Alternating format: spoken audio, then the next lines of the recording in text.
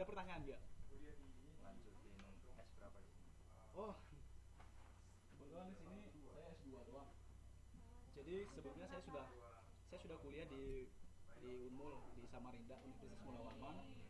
Jenjangnya S2.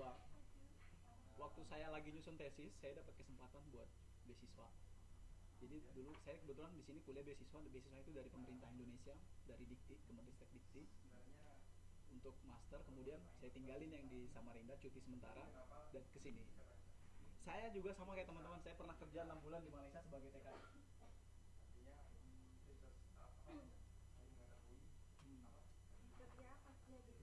Saya kerja di perusahaan orang kampung. Jadi saya di sana sebagai supplier. Jadi ngirim barang ke perusahaan-perusahaan khususnya retail. Jadi bila awal cakep Malaysia saya pun paham lah. Lu pernah jadi TKI? Silakan duduk. Nggak apa-apa, 3 bulan juga nggak apa-apa. Nah, ini Pak Ijem itu Pak Ijem ya. Aku tahu Pak Ijem itu. Yang paling eksis itu ya. Siapa sih Pak? Itu Egles tuh Pak. Kayak Ibu Kartini itu Egles. Enggak, Mbak Susa hari mau kondangan. Warisan dia.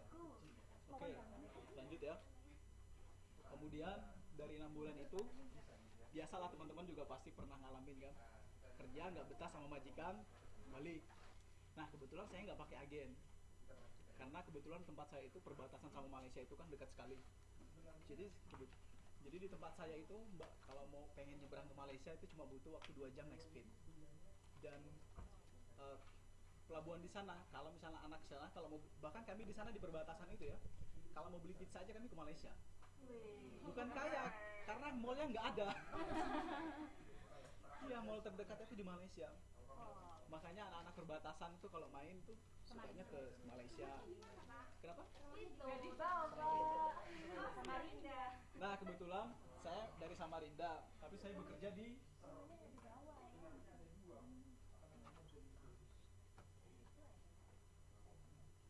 Nah,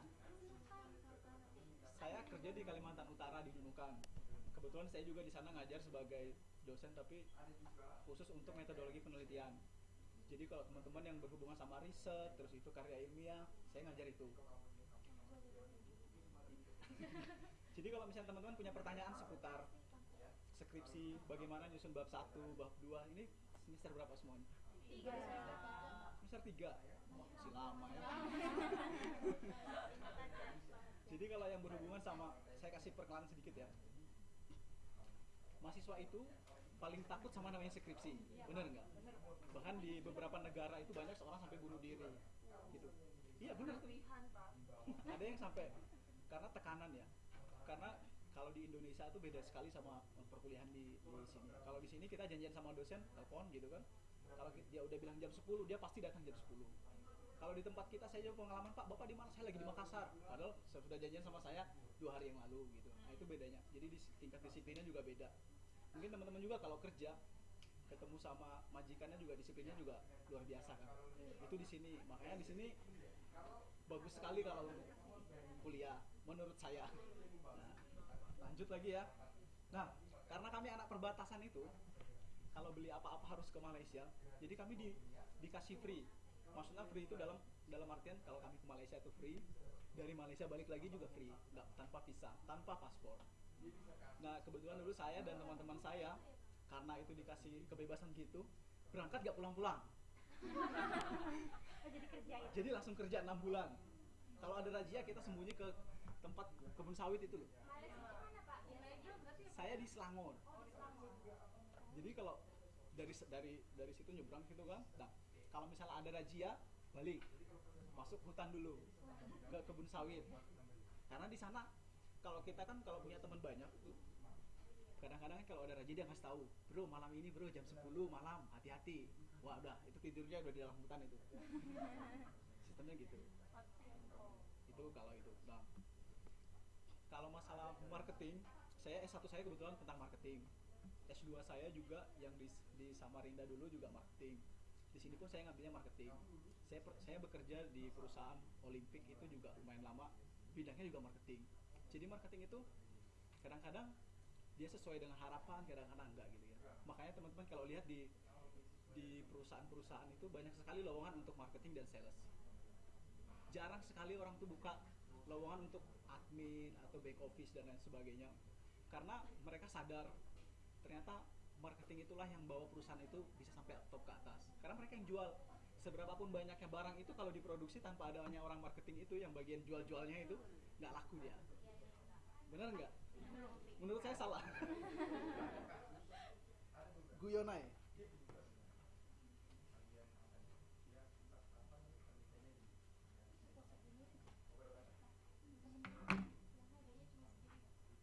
Nggak apa-apa, nggak apa. Berdua juga nggak apa-apa.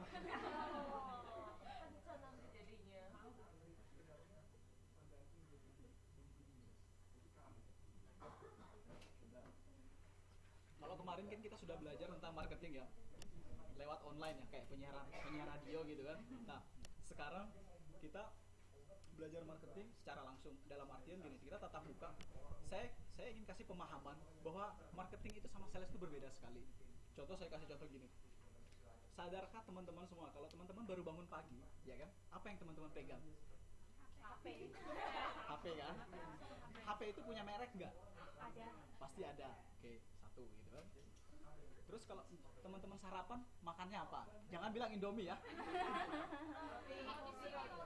Di sini roti. Kalau di sana apa? Nasi aking.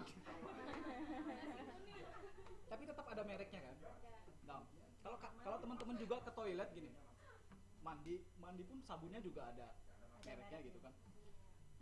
Odol dan lain sebagainya juga itu merek. Nah, itulah kerjanya orang marketing tuh. Bagaimana kita menanamkan produk-produk itu ke konsumen.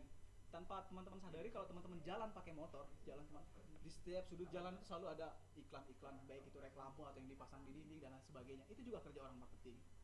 Jadi sebenarnya dasarnya marketing itu bagaimana kalian tuh memperkenalkan, bukan menjual. Masalah dia beli itu namanya customer behavior ya. Tergantung mereka nanti hasil akhirnya seperti apa, mereka beli atau tidak. Saya kasih contoh gini deh. Mbak siapa namanya? Yeni. Siapa?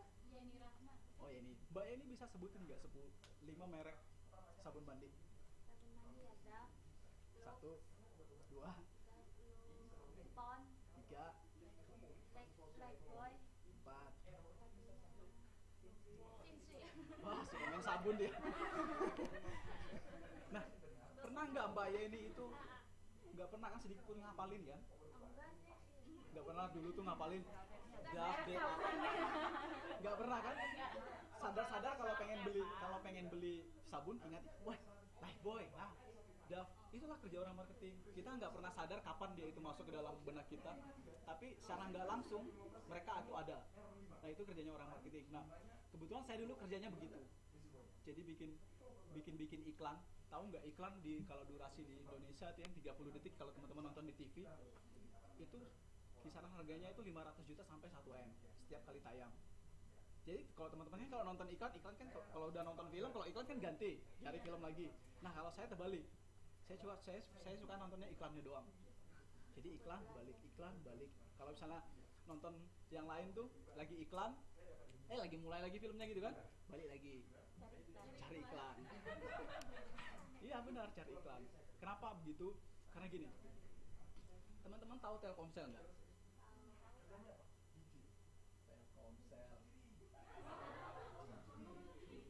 Telkomsel itu punya produk 2 kan? Ada namanya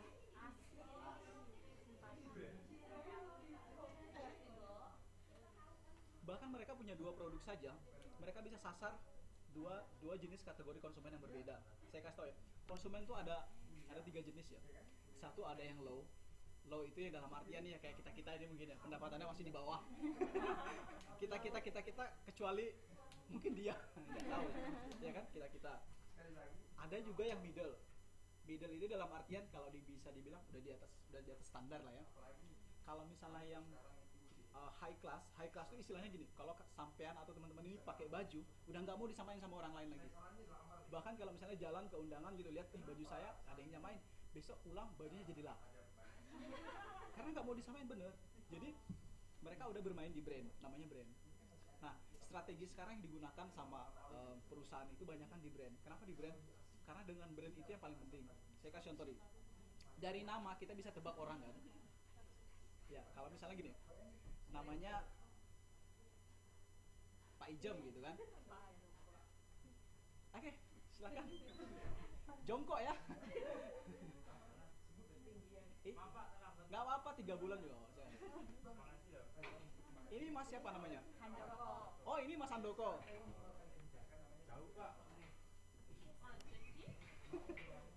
Pakai kereta macet ya. Sejak kapan kereta macet? Oke, kita lanjut yang ke brand tadi ya. Bahkan banyak, karena kita ini berbicaranya tentang perusahaan besar ya, yang sudah malah melintang di dunia gitu. Saya kasih contoh ya.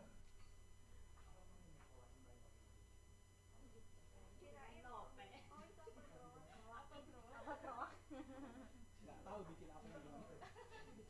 Anggaplah ini, tahu nggak ini merek produk apa? Apple. Tapi saya nggak pernah nulis namanya di sini Apple. Itu loh, Pak. Loh tidak. Ya kan, saya nggak pernah nulis. Kenapa? Mewakili nama. Bawahnya ada itu. Dikasih daun, Pak. Daunnya banyak daun. Banyak gitu. Ya, jadi contohnya seperti itu. Kalian nggak pernah tahu kan kapan kalian kenal produk itu, tapi produk itu dicitrakan jadi bagus karena dia nama dia. Jadi dari awal konsumen itu udah, dari awal perusahaan itu udah memposisikan kalau dia ciptakan produk, kira-kira produknya itu untuk yang high class atau yang middle. Itu salah satu strategi. Karena kita berbicara yang berhubungan sama strategi kan. Jadi saya kasih contoh gini. Kalau teman-teman ini lagi ngumpul di cafe gitu kan. Kalau lagi telepon masuk, kalau HP-nya iPhone tuh bangga yang ngangkat ya. Saya kasih contoh lah. Ini kan. Kadang-kadang kalau bunyi gitu kan, getar, angkatnya gini. Halo.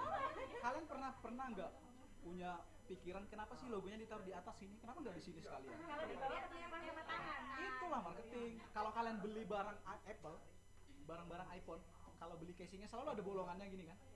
Dikasih tahu. Karena mereka mau ngasih tahu, kalau gue punya iPhone, high class gitu. Bayangin kalau Mito ya, kalau Mito bunyi itu, nelponnya dari bawah sini. Itu namanya merek. Itu Takut ketahuan, Pak. Takut kalau gitu. ketahuan kalau sini bunyi kan nyaring gitu. Speakernya ngebas banget gitu. Nah itu salah satu strategi dari marketing. Nah, karena kita berbicara marketing itu yang ruang lingkupnya itu terlalu besar. Jadi saya mau teman-teman ini beranggapan bahwa marketing itu bukan sales, bukan orang yang jalan-jalan bagi-bagi brosur, ambil, kalau nggak diambil sayang, habis diambil terus dibuang juga ke tempat sampah. Itu kerjaan saya dulu. Jadi saya suka bagi-bagi brosur gitu kan. Saya tahu itu pasti orang tuh ngambil nanti dibuang. Tapi karena tuntutan dari perusahaan, bagi-bagi kalau habis pulang baru senang. Kadang-kadang itu kalau udah malas bagi, bawa pulang, taruh di rumah bakar. Ya itu kerjaannya. Itu tapi kerjaan sales. Itu bukan marketing. Marketing itu lebih berhubungan kepada pembuatan konsep. Jadi gini, katakanlah kalau teman-teman buka usaha baru, pengen buka di wilayah ini, kalian harus bikin strategi seperti analisis dulu demografinya itu seperti apa, kemudian geografis di wilayah itu seperti apa, rata-rata secara psikologinya juga mereka itu seperti apa, itu juga penting. Makanya di Indonesia itu banyak sekali perusahaan itu yang udah mencoba main di merek. Jadi, tapi kalau kita bandingkan sama yang di luar kan kalah jauh ya. Kalau kayak contoh lagi saya. Nah, merek apa itu? Tahu kan teman-teman kan, tanpa saya harus nulis di sininya Nike. Centong. Ya kan? Tanda kalau produk itu bagus, tanda kalau produk itu leader di pasaran, dia punya KW. Dia punya KW. Tahu kan barang KW kan? Sub kopi gitu. iPhone KW ada. Ya kan? Sepatu KW ada. Jangan bilang pakai sepatu KW gitu kan? Keras-keras Pak ngomongnya. Saya nggak pakai KW soalnya. Gini. Jadi gini, semua ada KW-nya. Kenapa? Mereka tuh nyari KW. Itu bukan berarti karena mereka nggak punya pilihan lain. Padahal kalau mereka beli barang yang sejenis yang harganya juga murah tapi ori ada. Tapi mereka memutuskan untuk beli yang KW. Harapannya apa? Kalau dia jalan, rasa percaya dirinya semakin tinggi. Karena kenapa? Wow, orang itu kelihatan gitu kan kelasnya. Padahal kita nggak pernah tahu itu KW atau enggak sebelum kita buka alasnya. Benar nggak? Tapi Tapi nggak mungkin ya teman-teman ambil sepatumu sini dong, bukain dulu alasnya. Nggak KW mungkin. apa ori? KW atau ori gitu kan. Nah itu jadi nama teman-teman semua itu bisa merepresentasikan siapa teman-teman semua. Contoh ya, tak sih contoh sederhana. Pak Ijem namanya siapa? Nama aslinya. Siti Aisyah. Namanya di Facebook apa? Yemi. Hah? Yemi. Yemi apa? Yemi K. Yemi K. Berarti alay. Iya. Bener nggak?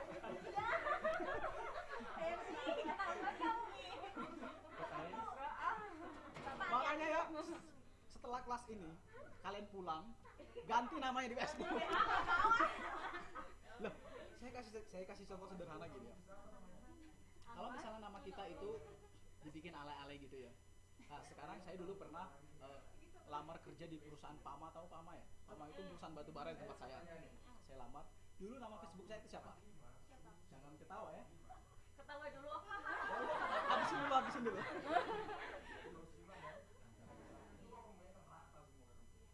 Habis itu terus Jani. Orangnya pasti lagi bingung. Suka bingung. Jani bingung namanya itu. Terus itu kemudian nama Facebooknya. Jani udah gak bingung. Daripada Jani sayang dia celalu gitu. Nah, Celananya. awalnya namanya ini, ya kan? Kemudian diganti jadi Murjani. Kenapa saya ganti? Karena kebetulan waktu itu saya tes di Pama kan. Nah dia itu minta sosmed saya. Jadi sosmed yang sering saya pakai, dia bilang, kamu pengguna sosmed nggak? Dia bilang, saya ya.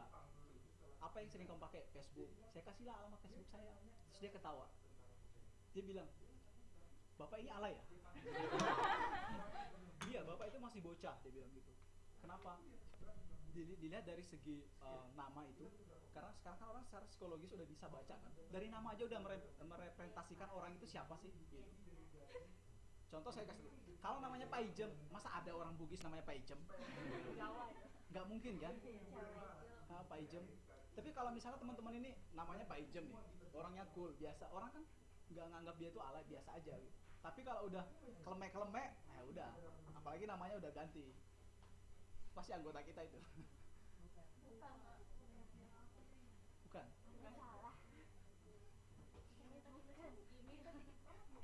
Ternyata kita minoritas di sini. Kenapa? Saya kalau online juga banyak kelihatannya.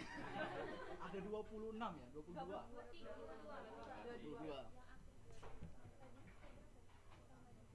Oke.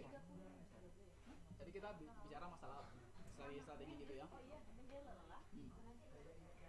Bahkan di Irlandia, tahu nggak Irlandia itu? Pernah dengar apa doang. Sama saya juga.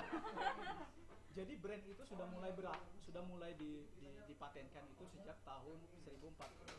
Saya lupa ya tahunnya, nantilah cek lagi di internet gitu ya. Tapi intinya gini, dulu di sana di Irlandia itu mereka punya ladang yang besar, ya kan? Terus mereka punya sapi banyak. Sapi itu banyak sekali, jadi satu kepala keluarga tuh mungkin bisa punya sapi sampai ratusan ekor. Begitupun juga sebelahnya gitu kan.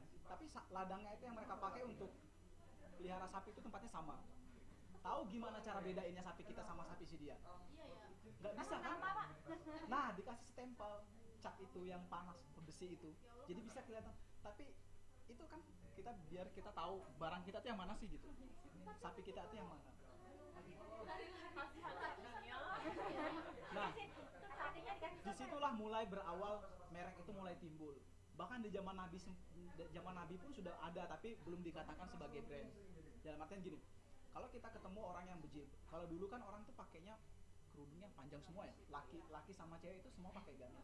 Cara bedanya gimana? Kalau perempuan dia bakal tutup. Mereka tutup itu bukan berarti, kadang-kadang iya sih sunahnya gitu ya, harus ditutup. Tapi kadang-kadang kan di sana cuacanya beda sama di tempat kita. Mereka sana kan padang pasir. Kadang-kadang kalau angin itu kencang, kan bisa sampai ke buka, nempel-nempel gitu. Nah itu bedanya sih. Nah kalau bedain laki-laki sama perempuan, bisa lihat dari cara dia pakai busana. Kalau yang laki-laki mungkin dia cuma pakai panjang, tapi nggak pakai ini. Karena mereka juga pakai tutup kepala, rata-rata pakai tutup kepala. Bahkan kalau membedakan Yahudi sama Islam itu susah, karena Yahudi juga pakai songkok. Ya kan? Cara bedainnya gimana? Kalau orang Islam panjangin jenggot, ya kan? Janggut. Kalau yang Yahudi panjangin kumis. Makanya lihat Hitler tuh kan panjang kumis. Nah, itu jadi dari situ udah mulai berkembang, udah pelan-pelan mulai berkembang. Bahkan dari nama aja kita udah bisa tebak. Kalau kamu sebutin namamu Sunario misalnya. Saya nggak mungkin tebak itu dari Sunda kan. Kita udah tahu. Tapi kalau kita bilang Muhammad Sunario, mungkin dia dari Jawa tapi nggak tahu Jawa di mana, tapi dia orang Islam. Itulah pembentukan brand, mulainya dari situ. Jadi dari nama itu bisa merepresentasikan siapa kalian. Jadi contoh Susan, siapa? Susan. Oh, Susan Ali. Besok udah ganti Ani Susanti itu. Udah ganti, udah brand Pak. Udah brand. Berarti brand bawah ya. Oke ya. Nah, oh ini tadi belum selesai nih. As dan simpati. Nah, bahkan satu perusahaan sendiri pun mereka mendapatkan konsumen itu, dia kalau simpati Telkomsel ini dia punya dua konsumen, dua kelas konsumen, yang low ya kan, yang low sama yang high class. High class itu diwakili simpati dan halo yang paling tinggi. Kenapa dia pakai begitu? Karena dia tahu As ini untuk low, jadi yang dipakai siapa bintangnya? Sule kan? Sule mewakili As. Sedangkan Agnes Monica mewakili simpati. Kenapa dia mewakili simpati? Karena satu, si Agnes Monica ini punya kepribadian yang bagus menurut survei ya. Terus dia punya pendidikan yang bagus, orangnya energik. Nah, dibandingkan terus orang yang suka sama Agnes itu, mereka punya kecenderungan orang yang punya pendidikan bagus, high class. Tapi kalau orang yang suka sama Sule, yang suka pantengin Sule di TV, yang suka nonton itu kan ibu-ibu, anak-anak SMA yang suka nonton lawak-lawak. Nah, dulu akhirnya kan, tapi karena kalau orang high class tuh mereka lebih nggak suka nonton TV, mereka lebih suka baca majalah, biasanya majalah bisnis. Makanya pernah nggak kalian lihat iklan iPhone di TV? Selain yang 5C dulu yang warna-warni itu, 5C. Nggak pernah kan lihat? Karena kalaupun mereka pasang iklan di TV itu wasting time, wasting money. Kenapa gitu? Karena nggak ada pasarnya di situ. Pasarnya yang nonton itu nggak ada. Makanya kalau di Indonesia tuh kalau misalnya kayak Honda, terus itu Yamaha, kalian perhatikan deh kalau nonton TV ya. Jangan nonton filmnya doang ya. Setelah iklan Honda, beberapa menit kemudian mungkin akan muncul lagi iklan Yamaha. Kenapa gitu? Satu gini, kalau saya kasih contoh sederhana gini, saya datang ke Mbak, siapa namanya? Kartini. Saya datang ke Mbak Kartini, saya ceritakan, Mbak, kalau Mbak pakai Honda, ini kan iklan ini karena dia mempengaruhi ya. Kalau Mbak pakai Honda itu bagus. Honda itu irit, terus matching banget sama Mbak kalau Mbak tuh suka pakai kerudung. Soalnya dia nggak pakai gear, terus kalau jalan juga enak gitu. Secara nggak langsung kan dia akan mulai berpikir, wah bagus ternyata ya. Belum ada yang ganggu pikiran dia. Akhirnya datang Yamaha, Mbak, kami juga punya barang loh yang sama. Kami juga bisa menyediain sesuai dengan kebutuhan Mbak. Artinya di situ mulailah terpengaruh, di akhirnya mereka terbagi dua pikirannya. Nah disitulah Honda dan Yamaha itu bersaing. Mereka nggak mau satu orang ini punya pemikiran yang bagus tentang Honda. Mereka mau satu orang ini punya pemikiran yang bagus tentang Honda dan Yamaha. Itu makanya setiap ada iklan pasti selalu diselingin bareng. Kecuali iklan-iklan yang kayak untuk orang tua. Tahu nggak orang tua? Kayak kondom gitu kan, dan lain-lain, teman-temannya lah. Mereka selalu adanya di tengah malam kan. Pernah nggak lihat iklan itu di siang hari atau jam-jam 8 sampai jam 9 malam? Kan banyak anak-anak nonton. Iya, karena yang jadi targetnya kan orang tua. Nah, orang tua itu kan kadang-kadang malam tuh masih suka nonton. Anak-anak itu udah pada tidur. Makanya dia tengah malam itu kalau teman-teman nonton bola pasti iklannya yang kayak gitu-gitulah. Kalau lagi iklan nggak jauh-jauh dari Jupe itu apa itu segala dan teman-temannya. Itu juga strategi karena bisa menghemat biaya, bisa juga nggak buang-buang energi. Siapa namanya? Bener. Ya. Nih saya kasih contoh lagi. Buka di bukunya tuh ada tulis segmentasi, targeting dan positioning. Ada nggak? Ya, sekarang kita belajar itu. Ini enak nih belajar ini, gurih dia. Ya.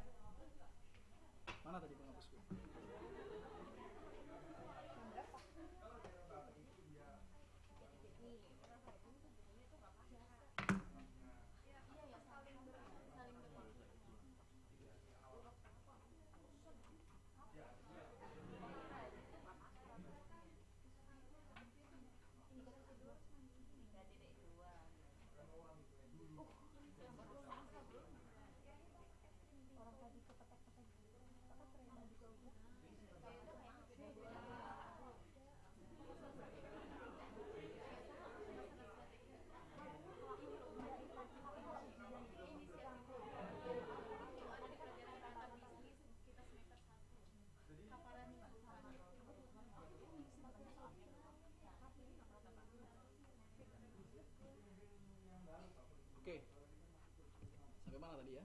Nah, sekarang kita berbicara tentang segmentasi. Secara sederhana segmentasi itu gini, teman-teman bagaimana perusahaan itu bisa mengelompokkan pasar mereka. Dalam artian, kalau yang middle itu ada di sebelah sana, yang high class itu ada di sebelah sini, terus tuh mungkin yang low itu ada di pojokan sana. Jadi dikelompokkan. Kenapa dikelompokkan gitu? Karena pada dasarnya pasar itu nggak mungkin sama di pasaran. Contoh gini, nggak semua produk itu bisa diterima pasar. Artinya dalam artian diterima oleh semua kalangan. Mungkin kalau teman-teman jualan, ada yang jualan online nggak sini? Banyak. Mbak Yeni jual apa? Jual segala-gala. Berarti nggak laku-laku nanti. Banyak Pak. Jual apa? Contoh satu. Baju aja. Baju ya? Bajunya merek apa? Gamis gitu ya. Kalau misalnya Mbak, jadi saya kasih tips nih. Kalau teman-teman, kebetulan teman saya dia jual jilbab ya. Saya udah lupa namanya apa, udah lama. Tapi sekarang udah maju karena dulu orang tuh belum kenal jualan online, dia udah jualan online. Jadi pasarnya udah banyak. Kalau teman-teman pengen jual jilbab, bikinlah brand sendiri. Jadi brand sendiri itu fiturnya gini. Kalau memang pengennya ibu-ibu yang jadi target pasar, karena ibu-ibu itu yang suka sekali ngikuti tren ya. Nah, bikinlah yang memang sesuai dengan ibu-ibu. Jangan diseleweng-selewengkan karena secara usia kebutuhan ibu-ibu sama anak muda itu berbeda sekali. Contoh, mungkin kalau anak muda itu kalau kalian pakai jilbab itu dilipat-lipat sininya tuh ya, sampai nggak tahu gitu. Saya nggak lihat ya, nggak lihat. Bener nggak? Ya kan? Udah dililit-lilit itu. Ya kan? Kan biar kelihatan muda. Walaupun ya, saya kasih positifnya ya, walaupun jangan menutup kemungkinan ada beberapa ibu-ibu pun yang suka tren seperti itu. Tapi dasarnya secara umum mereka tuh senang apa? Kenapa mereka tuh suka jilbab tuh yang gede-gede? Nggak pernah nanya. Bener, karena badannya gede. Satu, badan gede, gitu kan? Bagaimana sih caranya tampil modis dengan ukuran badan yang besar, gitu kan? Nah, caranya seperti itu. Bahkan permainan warna pun dia akan berbeda. Kalau orang Makassar, orang Bugis yang daerah Sulawesi, kalau di sana kami suka warna itu yang jreng sekali, yang cerah. Tapi coba kasih orang Jawa tuh warna merah terang, nggak mau kan? Nggak pernah. Itu emang udah pernah diteliti. Jadi secara warna pun orang Jawa tiap suku tuh berbeda kebutuhan warna mereka. Kalau orang di Jawa kan kalau kamu kasih yang krem, yang coklat-coklat kalem-kalem yang dilihat itu, bahkan saya pernah dulu keliling-keliling di daerah Jawa itu kalau masuk tempat makan ya ampun angker-angker ya. Ya kan bambu-bambu kalem-kalem tuh ada gambar wayang di ujung. Oh, itu Sunda ya. Kadang-kadang gitu. Di Jawa banyak gitu. Iya. Udah mulai. Tapi kalau tempat makan itu adanya di dekat-dekat kampus, itu dia nggak pedulikan tempat. Yang penting harganya. Karena orientasinya kan harga di situ. Tapi kalau di tempat-tempat yang jarang dikunjungin orang, mereka orientasinya itu lebih kepada tempat. Karena sekarang pola orang itu udah berbeda. Kenapa berbeda gini? Teman-teman kalau jalan ke satu tempat gitu, kan pengennya diperhatiin orang kan. Makanya pakaian tuh sampai yang aneh-aneh, pokoknya segaul mungkin lah. Yang penting kalau jalan di tengah itu semua matanya yang orang-orang sebelah kiri kanan tuh ngelihat ke teman-teman. Kalau yang laki lihat cewek ganteng itu cewek Cewek kan. kalau yang laki maaf ya nggak gini, kalau yang laki itu kalau jalan di tengah gitu kan, kalau ada banyak cewek itu gromol pengennya jalan tuh sepul, pokoknya paling cool tuh jalannya gimana sudah, mau rambutnya dikibas dulu lah jalan gitu kan, atau pura-pura nggak lihat soal kalau yang buncit tuh dikempesin dulu perutnya. Itu semua cara kenapa supaya mereka tuh terlihat lebih menarik. Nah, itulah yang sekarang dilakukan oleh banyak perusahaan-perusahaan lokal. Karena mereka sadar banyak orang itu sudah demam sama handphone, gadget ya. Bahkan teman-teman sendiri saya yakin kalau teman-teman ketinggalan dompet itu nggak akan sepanik kalau teman-teman tuh ketinggalan gadget. Ya kan? Kalau dompet mungkin uang bisa pinjam. Bro, pinjam dong uang dulu, besok gue ganti. Kalau nggak diisi uang. Ya kan? Tapi kalau handphone kan gimana tuh? Rasanya itu tersiksa seharian nggak ada pegang handphone. Apalagi yang jualan-jualan online ini kan. Belum lagi kalau punya pacar yang posesif, kamu di mana gitu kan. Ya, itulah kenapa gadget itu sekarang udah, karena teknologi udah berkembang dengan pesat ya, sehingga banyak sekali perusahaan itu sudah beralih ke sosial media. Jadi bahkan setiap perusahaan itu mereka punya sosmed tersendiri khusus untuk melayani konsumennya. Kenapa gitu? Kalau teman-teman jalan ke restoran atau ke kafe, dikit-dikit kalau misalnya punya sosmed kan banyak nih. Pernah nggak bikin status sekali kalau ke tempat? Saya nggak suka bikin status. Wah, ini biar di gunung aja bikin status. Besoknya Pak, besoknya baru share. Ya kan? Kalau nggak bikin status tuh rasanya gatel gitu. Kenapa gitu? Nah, disitulah perusahaan tuh senang kalau teman-teman tuh bikin status. Yang penting itu positif. Kenapa? Bikin status gini. With dia misalnya gitu. Akhirnya kan orang yang follower mungkin yang suka sama teman-teman gitu. Gimana itu gitu kan? Tempatnya ya bagus. Akhirnya besok dia datang ke situ. Tanpa teman-teman sadari, teman-teman tuh jadi marketer gratis buat perusahaan. Nah, itulah yang dilakukan banyak perusahaan sekarang. Jadi kalau tempat itu memang didesain untuk yang middle kayak kafe gitu, dia langsung bikin memang sesuai dengan siapa?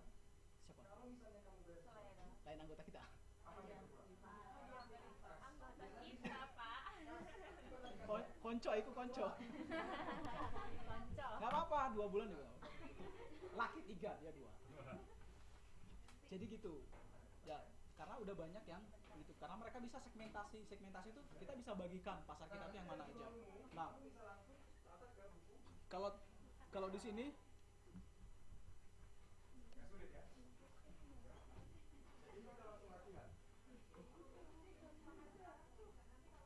teman-teman bisa lihat di bukunya, di situ ada pemilihan variabel untuk segmentasi ya. Dari demografi itu ada usia, ada jenis kelamin, kemudian dari suku, bahkan suku pun dibeda-bedain juga, agama pun dibeda-bedain. Nah, itu semua proses segmentasi. Ada nggak? Ya, kurang lebih lah seperti itu. Nah, sedangkan targeting, kalau misalnya perusahaan itu sudah bikin segmentasi, sudah tahu pasarnya seperti apa. Nah, mereka udah ngeluarin beberapa produk yang memang sesuai sama target pasar mereka. Ini sama halnya seperti yang dilakukan oleh Kecap ABC. Tahu ABC kan? Nah, Kecap ABC itu sadar di Indonesia itu pengguna kecap itu banyak sekali dan semua kalangan mereka suka kecap. Nah, akhirnya mereka kan punya uang kan berbeda-beda nih konsumen. Ada yang konsumen itu cuma mampu beli yang sasetan gitu kan. Ada yang botol gimana gambarnya? Oh. Nah, botol gitu misalnya gitu. Ada lagi botol yang gede. Nah, ini pun mereka bikin segmentasi supaya semua kalangan tuh bisa merasakan nikmatnya kecap ABC itu. Karena mereka tahu setiap individu punya kemampuan belinya itu berbeda-beda. Itu yang dilakukan perusahaan sekarang. Makanya kalau teman-teman jalan, banyak sekali perusahaan itu sudah bikin saset-sasetan untuk barang mereka. Karena mereka sadar peminatnya itu banyak, tapi kalau misalnya ditawarin yang gede itu nggak ngaruh bagi mereka. Makanya kalau pernah belajar ekonomi tentang teori supply demand, pernah kan belajar? Ini backgroundnya apa semua? Pak Ijem jangan bilang kamu. Nanti kamu alay lagi. Jadi gini, kalau di pasar itu permintaannya banyak, ya kan? Barang yang beredar itu banyak, dia akan mempengaruhi harga jadinya tinggi. Jadi kalau misalnya barang itu yang beredar itu banyak, pernah belajar itu udah lupa mungkin, ya kan? Saya refreshkan lagi sedikit ya. Jadi kalau teman-teman pengen jualan, biar berkelas sedikit gitu. Kalau permintaan itu lagi banyak, harga pasti naik. Kenapa? Karena perusahaan tahu banyak peminatnya. Nah, biasanya disitulah sistem kong kali kong itu terjadi. Jadi antara perusahaan satu dan perusahaan lain, kalau mereka menjual barang yang sejenis, mereka akan bekerja sama. Bisa saja harganya jadi naik. Tapi kalau barang yang beredar itu sedikit, harganya jadi rendah. Ya, di mikro itu ada. Nah, kalau harganya yang beredar itu lagi banyak, harganya tinggi. Kalau nggak ada, itu harganya jadi murah supaya ada yang beli, ada peminatnya. Tapi nggak semua produk gitu. Masa iya kalau teman-teman kalau harga garam lagi murah mau beli sekarung, nggak mungkin kan? Karena kebutuhan garamnya juga paling satu saset yang gede itu bisa dipakai sebulan mungkin kan. Nah, tapi ada pengejualan beberapa produk. Nah, itu pun bisa dilihat dari pasar yang sedang disurvei oleh perusahaan. Nah, makanya ada namanya sistem targeting. Targeting itulah pentingnya targeting. Jadi setelah kita pilah-pilah segmen kita, kemudian kita bikin strategi apa sih yang tepat untuk mentargetkan pasar-pasar itu, karena setiap konsumen itu berbeda-beda. Makanya kalau jualan jangan dipukul rata. Ini kalau pengen yang high class sekalian, kalau pengen yang middle sekalian. Jadi saya punya teman, dia bilang dia kan pengen buka kafe, tapi kafenya itu pengen yang cabai-cabean tuh. Tahu kan cabai-cabean? Cabai-cabean itu kan yang untuk anak-anak SMP, SMA yang baru, anak-anak amor yang baru mencoba jadi begal gitu kan. Nah, mereka itu bikin, teman saya itu bilang kebetulan dia punya tempat. Dia bilang gini, "Jan, saya mau bikin kafe nih, tapi yang khusus buat anak-anak alay-alay gitu." Ya tak bilangin, kalau anak alay itu kan senangnya warnanya ceria gitu kan. Terus lagunya lagu apa? Armada, Peter Pan, yang lagu-lagu gitu. Jangan dikasih lagu-lagu yang untuk high class gitu, kayak jazz ya. Jazz kan nggak mungkin ya. Makanya kalau teman-teman ke mall juga, musik di mall itu kan kadang slow gitu. Mereka tuh pakai jam loh. Jadi kalau misalnya pagi, jam untuk musiknya itu berbeda lagi. Kalau dia siang itu beda lagi. Karena siang itu jam musiknya orang udah mulai ngantuk gitu. Musik itu udah pakai lirik dia. Coba perhatiin kalau ke mall. Tapi kalau dia pagi, biasanya itu masih musik-musik instrumental supaya orang tuh masih fresh ya, baru bangun gitu kan belanja, terus dikasih musik-musik yang masih enak buat belanja. Itu juga salah satu strategi dari perusahaan. Kalau saya dulu pernah kerja di Hypermart, tahu kan Hypermart? Iya. Kamu nggak tahu kan? Ya ampun. Kamu nggak tahu sih apa? Jadi saya dulu di Hypermart ya, itu bagian yang customer service tuh. Jadi kalau ada keluhan orang datangnya ke aku gitu kan, kalau ada apa-apa yang berhubungan sama toko, komplain gitu, perlu penataan baru, datangnya ke aku lagi. Makanya kalau teman-teman datang ke Hypermart tuh, setiap datang pasti beda-beda tuh displaynya. Dulu beli kecap di sini loh kok hilang gitu, pindah ke sebelah sana lagi. Itu semua strategi, karena biasanya mereka pakai sistem perilaku konsumen ya. CCTV dipasang di mana-mana gitu kan. Nanti dia lihat berapa banyak sih konsumen yang datang pada hari itu ngambil barang yang sama gitu-gitu. Jadi kalau misalnya banyak orang ngambil barang yang sama, barang yang laku itu biasanya ada di ujung-ujung. Kenapa di ujung-ujung? Bener, lihat yang lainnya dulu. Kalau misalnya yang laku itu ditaruh di depan, habis ambil balik. Nggak sempat ngelihat yang di depan-depan. Itu juga penting. Nah, kadang-kadang kalau orang masuk, mereka tuh nggak tahu kan diskon yang mana, karena nggak semua orang kalau masuk ke Hypermart tuh dia ngambil katalog. Kadang-kadang nyelonong aja cari sendiri barang, seakan-akan mereka tahu udah barang yang promo-promo itu yang mana gitu. Nah, makanya perlu namanya si speaker ini ngomong. Biasanya dulu saya tukang ngomong itu. Jadi kalau pagi-pagi misalnya dia bilang gini, "Selamat datang kami ucapkan kepada pelanggan setia Hypermart Plaza Mulia Samarinda, satu informasi menarik," gitu-gitu. Satu informasi menarik khususnya datang dari kantor Bazar Hostel, di mana kami memberikan diskon 20-30% untuk setiap pembelian bla bla bla bla. Nah gitu. Itu juga itu terjadi di mall-mall, hampir semua mall. Tapi yang heboh pasti Matahari ya. Matahari Ramayana itu kalau dia masarkan tuh kayak preman. "Ayo Pak, datang Pak, di sini Pak, di sini sana." Karena kadang kita risih kan kalau belanja, teman-teman risih. Apalagi di Gajah Mada. Kalau di tempat saya nggak tahu di keseluruhannya. Gajah Mada itu kalau saya jalan nih, ada orang ngikutin terus. Stop, ada lagi. Jadi setiap barang yang sudah saya habis pegang dan ditaruh gini nggak jadi kan, ya lipat lagi, jalan lagi dia. Nyaman nggak belanja? Enggak kan? Padahal kita punya uang gitu kan, mau belanja tapi diikutin sama pengelola. Supaya apa? Padahal tujuan mereka itu untuk kepuasan. Jadi kalau misalnya teman-teman ada keluhan, bisa langsung bertanya. Tapi kan nggak setiap saat kita punya keluhan gitu kan. Lagian juga kalau teman-teman belanja, kalau butuh sesuatu pasti tinggal panggil kan. Entah panggil teriak atau gimana pun juga pasti mereka akan datang. Nah, banyak sekali strategi-strategi yang dilakukan setiap perusahaan itu berbeda. Yang penting kita bisa targeting dulu. Targetingnya harus tepat dulu.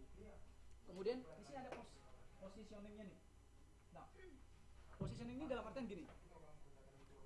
Bisa nggak perusahaan itu menempatkan produknya itu sebagai leader, follower, atau bisa jadi dari segi kelas bisa dilihat kalau dilihat dari perusahaan, mungkin perusahaan ini masih sebagai follower ya, pengikut, atau dia udah sebagai top brand di bidangnya. Nah, itu juga penting karena gini, kadangkala perusahaan itu kalau yang masih middle ke bawah, ngalahin yang top itu susah sekali. Akhirnya gimana supaya bisa ngalahin? Kita nggak bisa ngalahin. Jadi banyak perusahaan itu bukan cara ngalahinnya yang dicari, tapi bagaimana cara kita ngikutin dia. Jadi kalau istilah teman-teman tuh jadi parasit. Kayak kamu. Enggak gini. Jadi dia jadi parasit. Saya contoh gini. Kalau teman-teman datang ke warung kan, kalau beli produk ada aqua, pernah kan? Pasti belinya aqua. Dikasih Ades juga ambil. Dikasih produk lain juga minum, ya kan? Terus datang lagi ke toko, Mbak ada aqua. Dikasih yang merek lain pun tetap diambil, tetap dibayar, tetap dibawa. Kenapa gitu? Nah, karena yang jadi top brandnya itu si aqua itu. Jadi aqua itu sudah tertancap di benaknya orang. Odol, kalian kalau beli pasta gigi bilangnya apa? Beli odol enggak bilang beli odol. Bagus ya. Soalnya odol itu juga nama merek, tapi udah tutup. Dulu itu odol itu nama merek, ada merek. Makanya terkenal sekali odol kan. Orang beli odol dikasih formula atau Pepsodent juga tetap diambil. Itu. Nah, banyak perusahaan itu karena mereka tahu mereka nggak bisa ngalahin top brandnya itu, akhirnya mereka jadi follower, bikinlah kemasan yang hampir mendekati warnanya kayak itu tuh. Tapi kan produk sini kan. Nah, dia kadang-kadang kemasannya karena yang dikemas tuh air putih, jadi yang kemasan luarnya itu disama-samain kayak aqua, warnanya itu biru juga, dengan harapan apa? Nanti kalau orang beli, kalaupun dia bilang beli aqua, dia tetap ngambil tuh. Kenapa mbak?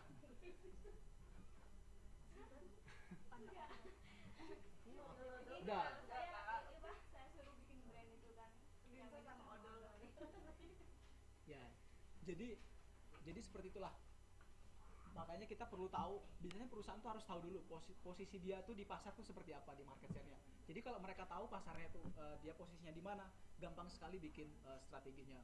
Kalau dia leader, udah nggak usah lagi bikin produksi aja massal, distribusi yang bagus itu juga bakal laku. Tapi jadi pertanyaan gini, kenapa kalau misalnya orang bilang beli aqua, terus dia ngambilnya Ades atau yang lain, tapi kok perusahaan tetap untung gitu kan? Padahal kan bukan aqua yang laku kan, padahal barang lain. Satu gini, secara kelas, kalau teman-teman yang masih low nih, teman-teman dan saya gitu, yang low itu beli aqua dikasih pun yang lain kita masih ambil, karena kita percaya kalau misalnya air putih sama aja kan. Tapi kalau bagi yang high class ke atas, kalau dia bilang aqua, dia nggak mau dikasih yang lain. Nah, itulah kenapa brandnya itu tinggi. Makanya kalau produk-produk baru, produk-produk yang brandnya itu top, biasanya harganya mahal-mahal. Kenapa mahal? Supaya nggak ada yang ngikutin. Kalau misalnya barang itu murah, banyak pengikutnya, kan orientasinya ke harga. Harga itu kalau kita kalau perusahaan itu bermain di harga seperti retail, itu cepat sekali konsumennya itu beralih. Kenapa begitu? Contoh, teman-teman beli di Molly misalnya, di toko A harganya 2.800, contoh ya. Di toko B ada 2.700, 100 rupiah aja berpikir pindah ke sebelah lagi, karena mereknya juga sama. Itulah yang terjadi sekarang. Kalau untuk barang-barang retail, mereka lebih bersaing ke harga dan kesediaan stok barang. Dia di situ. Nah, tapi kalau untuk yang high class, mereka itu lebih ke brandnya. Dalam artian nilai brandnya itu kalau teman-teman pakai itu gimana sih nanti jadinya? Saya contohin, misalnya teman-teman kan sering nih kalau beli jam tangan, yang penting murah gitu kan, 50.000 asal di tangan juga oke, beli gitu. Tapi pernah nggak lihat jam tangan tuh yang sampai puluhan juta bahkan ratusan juta? Logika gini, ngapain beli itu, mending beli rumah kan? Bagi teman-teman, bagi yang high class itu penting sekali buat lifestyle dia. Kalau dia ketemu teman, apalagi makanya kalau orang reunian, tahu pernah nggak reunian? Belum ya? Wah, kalau bapak ini kalau reuni ditanya anak berapa, kalau enggak istri berapa gitu. Nah, jadi kalau orang reunian itu, disitulah ajang orang itu pamer-pameran. Jadi kalau bisa datang itu pakailah yang sudah memang wah-wah gitu. Padahal niatnya awalnya kan untuk silaturahmi ya, tapi karena lifestyle orang udah berbeda-beda, datang aja udah pengennya yang branded. Jadi tanpa orang tanya, lo kerja di mana sekarang gitu kan? nggak usah diceritain gini, lihat dia lihat apa yang kita pakai aja udah paham kita tuh statusnya sudah di mana. Itu jadinya seperti itu. Nah, saya dulu pengalaman kalau jual perumahan, kalau misalnya nanya orang tuh nanya dari ketongkrongannya aja. Jadi misalnya gini, ketemu klien kan, saya dulu kebetulan kerja juga di Bank BTN, banyak kali tempat kerjanya ya. Saya banyak ya bener, saya kalau kerja, kalau sudah nggak suka sama suasana kerjanya atau sudah nggak suka sama bosnya, saya berhenti. Kalau menurut saya kerjaan tuh banyak, bisa didapat di mana aja. Kalau sudah orang itu saya sudah nggak nyaman, dah pindah. Tapi kalau pacar enggak. Jadi gini, waktu itu saya tanya kan klien, Bapak biasanya kalau nongkrong di mana Pak? Oh saya di warung Jinggo, tahu warung Jinggo kan? Yang warung-warung itu lah kayak angkringan-angkringan. Wah, aku nggak usah perlu lagi nanya dia kerja di mana, udah tahu dia tingkat pendapatan dia itu berapa. Udah nggak perlu lagi lah di prospek, nggak laku nanti, nggak dibeli, buang-buang waktu. Tapi kalau ditanya, Bapak biasa nongkrongnya di mana? Oh saya biasanya di kafe, Bon Cafe gitu-gitu kan. Wah, bisa nih. Kita nggak pernah tahu walaupun dia itu di sana itu cuma ikut temennya atau sekedar nongkrong doang, walaupun dia cuma minumnya TS itu yang namanya udah diganti-ganti itu jadi green tea dan lain sebagainya gitu kan, supaya jadi harganya lebih mahal. Kita nggak pernah tahu itu. Yang jelas selama dia tongkrongan di situ, berarti dia punya lifestyle hidup yang bagus. Dalam artian bagus tanda kutip untuk prospek jualan. Kita nggak bisa bilang kalau orang yang biasa ngumpul di kafe itu hidupnya jauh lebih bagus daripada kita, atau yang ngumpul di pinggiran juga jelek gitu kan. Tapi secara prospek marketing, mereka yang hidup atau biasa lifestyle itu di kafe itu lebih bagus. Kenapa gitu? Kalau misalnya dia itu, mereka lebih, siapa itu anggota kita lagi? Bukan. Nah, kalau misalnya dia itu tongkrongannya kan di situ, kamu bayangin deh, dia yang gajinya sedikit aja bisa sisihkan untuk nongkrong di situ. Apalagi kalau dia ditawarin sama barang-barang yang branded untuk dijual kembali, dia berani ngutang untuk buat beli itu. Suka ngutang kan? Tahu aja Pak. Iya kan? Nah, di sini kelihatan ini. ngutang gitu. Enggak, ini duit gitu. Ya kan? Nah, dari situ tuh udah kelihatan. Jadi bahkan dia sendiri aja mau berkorban untuk tinggal menghabiskan waktunya di situ hanya untuk beli cuma ST mungkin yang udah namanya diganti-ganti. Bang. Terus di sini disebut itu STP. Nah, yang paling terkenal tuh STP. Kalau teman-teman kalau ditanya apa sih STP itu apa? STP itu ya inilah STP itu. Nah, jadi STP itu singkatan dari ini. Yang umumnya orang tahu, bahkan teman saya itu kalau saya tanya apa sih bagian dari segmentasi pasar tuh, nggak tahu dia. STP tahu. Nah, karena orang tuh banyak kan ngingatnya tuh yang pendek-pendek aja, yang panjang nggak mau diingat, yang gampang aja gitu kan.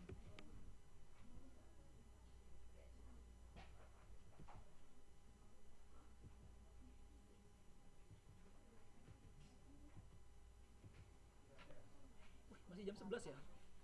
Oke, sekarang masuk ke relationship marketing.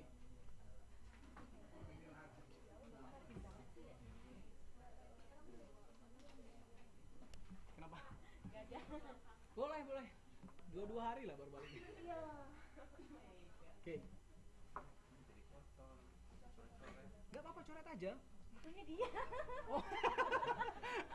Wah, ini nggak bener ini berarti. Bukunya di belakang nih, Pak. Saya bawa buku, sebetulnya nggak baca. Saya salah satu orang yang nggak terlalu percaya sama teori. Iya, Pak. Saya nggak suka baca itu menurut saya Membosankan. enggak sih, enak. Iya, membosankan, bener. Nih kalau mau pakai dulu. Siapa tahu ada jawabannya kan, coret-coret. Udah ada semua Pak. Oke aja nah. Paksa ya. Ya, kasihan tuh bukunya. Daripada dia perawan terus sih. Iya, perawan. Iya, beneran masih perawan bukunya. Iya. Nggak pernah saya baca bener. Jadi kalau saya bikin, silakan Mbak. Waduh, ayo nih. Wah, Bapak juga tahu ya. Pemasaran sesuatu yang juga. Murjani. Sudah 2.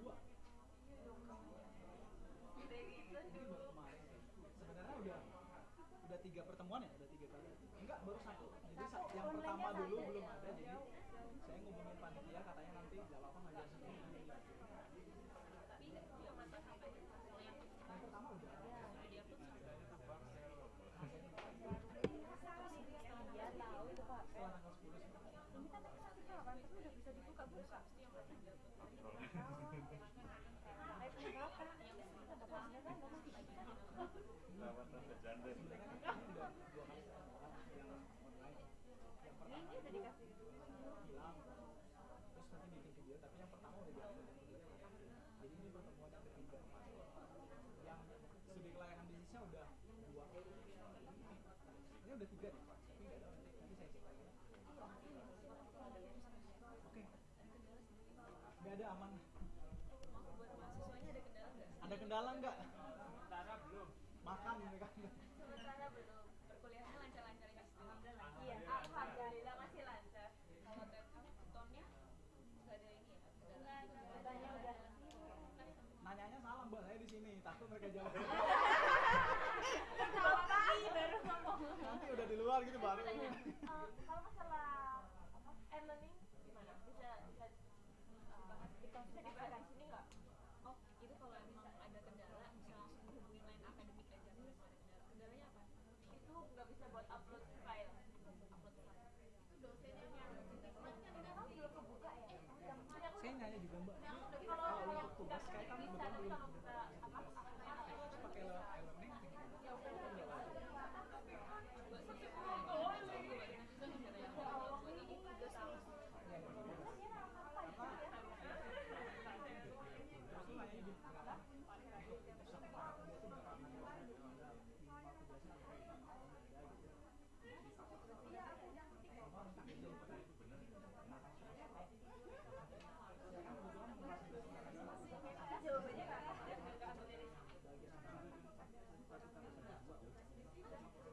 Ini mbak ya.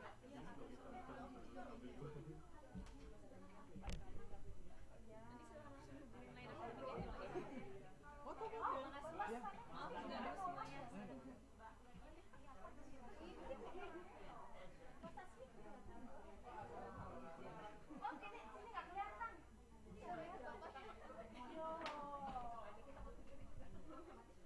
Pak Ijem masa di luar alay di sini nggak berani.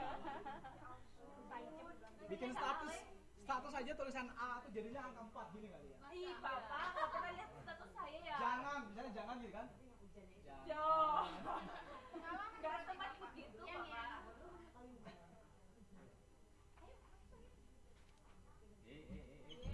dosen gini. Gak apa-apa, terus aja. Udah tak lagi Pak, terus aja tapi nadanya. Gak apa-apa, biasa namanya siapa itu? Kurangi. Enggak. Saya kalau nilai itu nggak begitu itu. Yang penting proses. Jadi kalau teman-teman dapat nilainya rendah atau tinggi itu nggak apa-apa ya. Ya itu Pak, kalau rendah tetap aja remedi Pak. Tapi rendahnya saya itu rendahnya nggak remedi. Oh, rendahnya nggak apa-apa. Baik hati. Yang penting rajin turun. Jadi gini, saya belum jelasin ya. Mungkin ada yang baru datang gitu kan. Sistem penilaian saya kita terbuka aja ya. Supaya jadi kalau misalnya nilai teman-teman ada yang dapat rendah, tapi nggak remedi ya rendahnya ya. Ada yang dapat rendah, terus ada yang dapat tinggi, nggak bertanya-tanya kok bisa sih saya dapat rendah padahal saya rajin atau padahal saya udah di luar upload atau gimana gitu ya. Saya kasih kriteria ya. Janji ya. Catat ya. Janji. Ini janji saya. Boleh direkam boleh.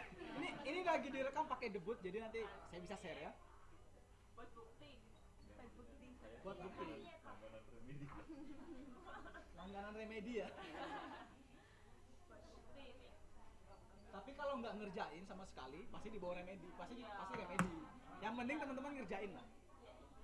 Pokoknya misalnya yang jadi kerja di kebun atau di mana gitu, kalau ada waktu senggang kerjain. Kalau pulang misalnya ada waktu senggang kerjain. Kalau yang jadi IRT ada yang jadi IRT enggak? Ibu rumah tangga. Kan di semua di sini PKI Pak. IRT kita tuh ya KRT asisten. Oh, agak gaul ya. KRT. PRT ya. udah kasih aja lah asisten gitu kan. Ya. Naik kelas Pak. Biar namanya tuh kalau di orang, saya dulu ya, tapi kalau waktu kerja kalau misalnya ditanya minatnya di bidang apa, saya maunya front office. Saya dulu kan ditanya front office, wah keren ya. Kayaknya jadi apa itu, cleaning service lah yang di depan-depan. Security kan front yang depan-depan. Namanya aja yang keren. Ya, asisten. Jadi sambil bawa anak-anak Cina itu kan sambil belajar gitu. Bisa, enggak apa-apa. Di Kakaknya Cina. kakeknya. Kalau kakeknya kan benak saya di Chongli itu, saya kan kebetulan di Taoyuan ya.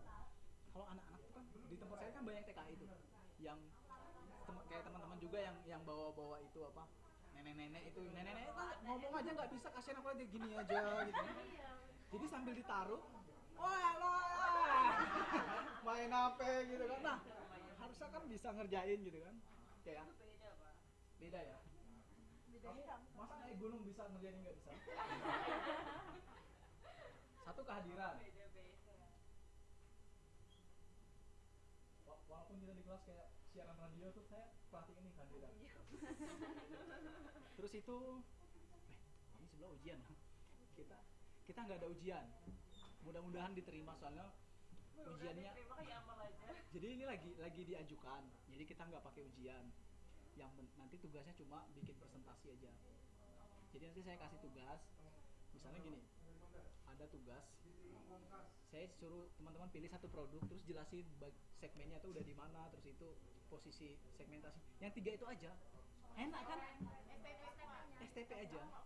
Sama sejarah singkat tentang perusahaan itu. Nanti presentasi. Mau pakai bahasa Jawa juga nggak apa-apa. Kenapa? Kelompok apa per orang? Per orang itu nggak bisa per kelompok. Soalnya kan buat nilai final kan. Kalau diterima loh ya. Kalau enggak berarti ada tertulisnya. Kalau diterima. Masih tanda kutip. Masih tanda kutip. Makanya kalau teman-teman semua amalnya bagus, pasti diterima. Kehadiran ya, yang pertama kehadiran. Tugas. Handoko udah takut ini. Handoko. Bapak salah orang deh. Salah terus. Ini tadi siapa Pak? Mohon maaf Pak. Kusnanta. Mas Kus aja. Pak Suma, yang mana Pak Suma? Semester Oh, 8 atau 7 ya? 7 8 tugas ya, sama final. tugas lagi. Finalnya STB itu ya Pak. Supaya kalau misalnya nelpon sama keluarga di kampung, lagi ngapain? Lagi belajar. Nah, gitu kan. Buat final test. Tugas. Ya, ini tugas negara.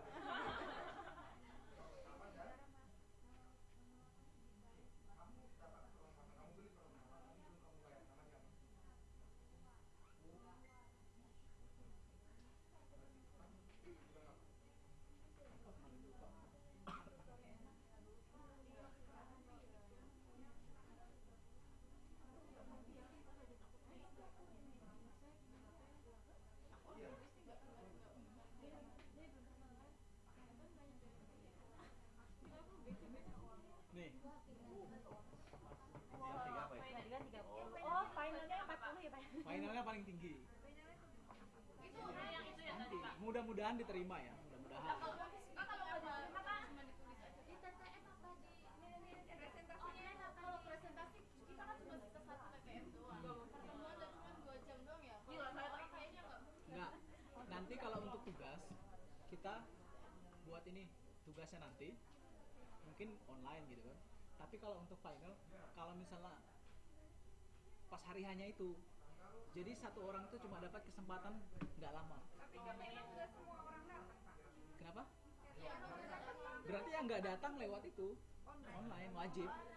Oh, tetap wajib tapi Wajib. kalau nggak bisa ikut PTM Online. offline jadi PTM bisa.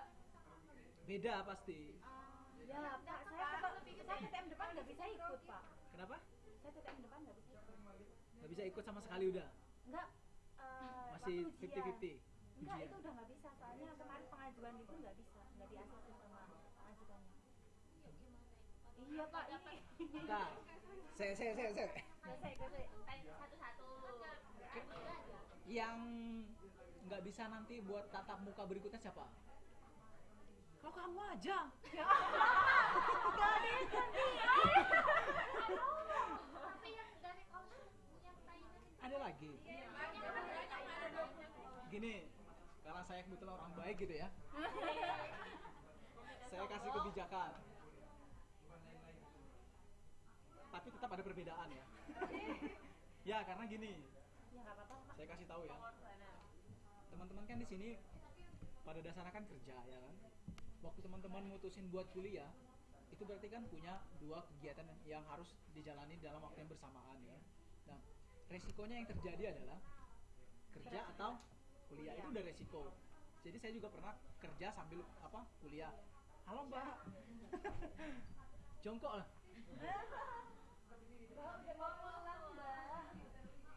Silakan duduk. Ohayo gozaimasu. Cauan. Di sini nambah. Wah, Pak Nanda jadi rebutan ini.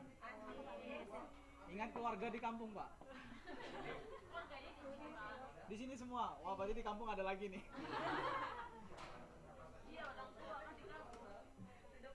Kan bilangnya keluarga di kampung, bisa aja kan orang tua, sanak famili. Wah, teman-teman ini kalau udah dengar keluarga, nah, lanjut ya. Kalau misalnya teman-teman nggak bisa hadir, nggak mungkin sama nilainya sama yang bisa hadir. Tapi saya pastikan nilainya pun nggak bisa. Kalaupun dapat nilai, itu nggak mungkin remedi lah. Yang penting dikerjain tugas itu. Paham kan? Oke. Soalnya kayaknya kamu aja deh. Ya emang nggak bisa kok. Nanti ujian bisa. Bisa apa? Bisa apa? Melebu. Melebu. Bisa Saya melebu Pak, melebu aja. punya teman orang Jawa banyak kan, jadinya belajar bahasa Jawa. Tapi gini-gini saya ikut PSHT loh. Sama. Kamu juga. Iya. Sampai apa? Sampai sabu apa? Bawah apa bawah? Tali bawah kan hitam. Hitam. Hitam kayak nggak dianggap nggak ikut. Masih terlalu dini. Levelnya masih low. Itu kalau kata orang tuh diketek dikit nangis itu. Diketek dikit nangis. Oke ya. Nah, jadi kehadiran tuh penting. Kenapa gini? Ya seperti saya bilang tadi, kalau teman-teman udah mutusin buat kerja sambil kuliah, resikonya di situ. Kalau nggak bisa hadir, ya saya nggak mungkin samain orang yang bisa hadir sama yang hadir, karena mereka punya proporsi yang berbeda-beda. Soalnya kalau kita pukul rata semua, nggak ada bedanya dong yang rajin sama yang nggak rajin. Benar. Karena adil itu bukan 50-50, tapi proporsinya kan beda-beda. Mungkin anak kecil butuh uang 50.000, orang tua bisa jadi 150.000, nggak sama kan 50.000. Jadi beda-beda. Terus untuk tugas, Pak Nanta, udah senyum-senyum ini, udah takut ya. Dengan kata tugas saja udah. Makanya hadir terus biar nggak ada tugas. Hadir lagi dong ya. Biarpun hadir terus, itu cuma segini Pak. 30%. Bapak mau kaya, MLM Pak. Nah, jadi ya MLM ini cuma cari 2 orang. Nah, jadi 30. Hadir aja sendiri cuma 30. Bayangin kalau misalnya nilainya itu kehadiran cuma 30% gitu. Hadir terus. Nanti saya bagi, ada dikasih dari panitia itu ada sistem perhitungannya. Kalau dibagi rendah, saya mohon maaf juga. Jadi saya ngasihnya juga. Tapi tenang aja, secara keseluruhan itu ini. Nah, paling enggak dikerjain aja lah tugasnya. Entah Terus? benar entah salah gitu Pak ya. Nah, pertanyaannya yang bagus. Kalau jawaban kalau soal dari saya itu nggak ada istilah benar sama salah. Nggak ada benar. Menurut pendapat. Nah, itu pertanyaan itu jawabannya hanya baik atau tidak baik, gitu. Karena kalau benar salah itu soal fisika, soal matematika yang rumusnya udah pasti kan. 1 tambah 1 sama dengan 2. Tapi kalau ini enggak. Bisa aja di setiap kondisi tempat tertentu itu berbeda sistemnya. Jadi contoh misalnya Pak Nanta milih produknya ini gitu kan, di tempatnya beda sama pilih si siapa namanya, wah lupa lagi aku. Pakai itulah apa Betama gitu. Nah, Kartini. Nah, misalnya tempat Mbak Kartini tempatnya juga berbeda, jadi berbeda-beda. Tergantung nanti bagaimana penjabaran teman-teman semua. Itu live ya, Bigo live ya. Enggak. Ya jadi ini. Oke ya. Tenang aja lah. Pak Nata tenang lah. Saya ngajar gini aja ya. Saya pernah belajar psikologis ya. Pak, kayaknya ngintip dikit nih ini. Tugas saya nggak pernah diisi. Jadi saya dulu di perbatasan ngajarnya yang tua-tua juga. Mohon maaf nih. Nah, apa Pak semangatnya? di perbatasan tuh ngajarnya yang agak tua-tua gini, tapi kan salut ya. Orangnya semangat-semangat gitu kan. Masa si Pak Ijem ini cuma semangat naik gunung aja, tugas enggak. Gitu. Saya lagi. Buat contoh ya. Ya, jadi seperti itu. Kembali ke laptop lagi. Nah, sekarang kita buka yang tentang relationship lagi.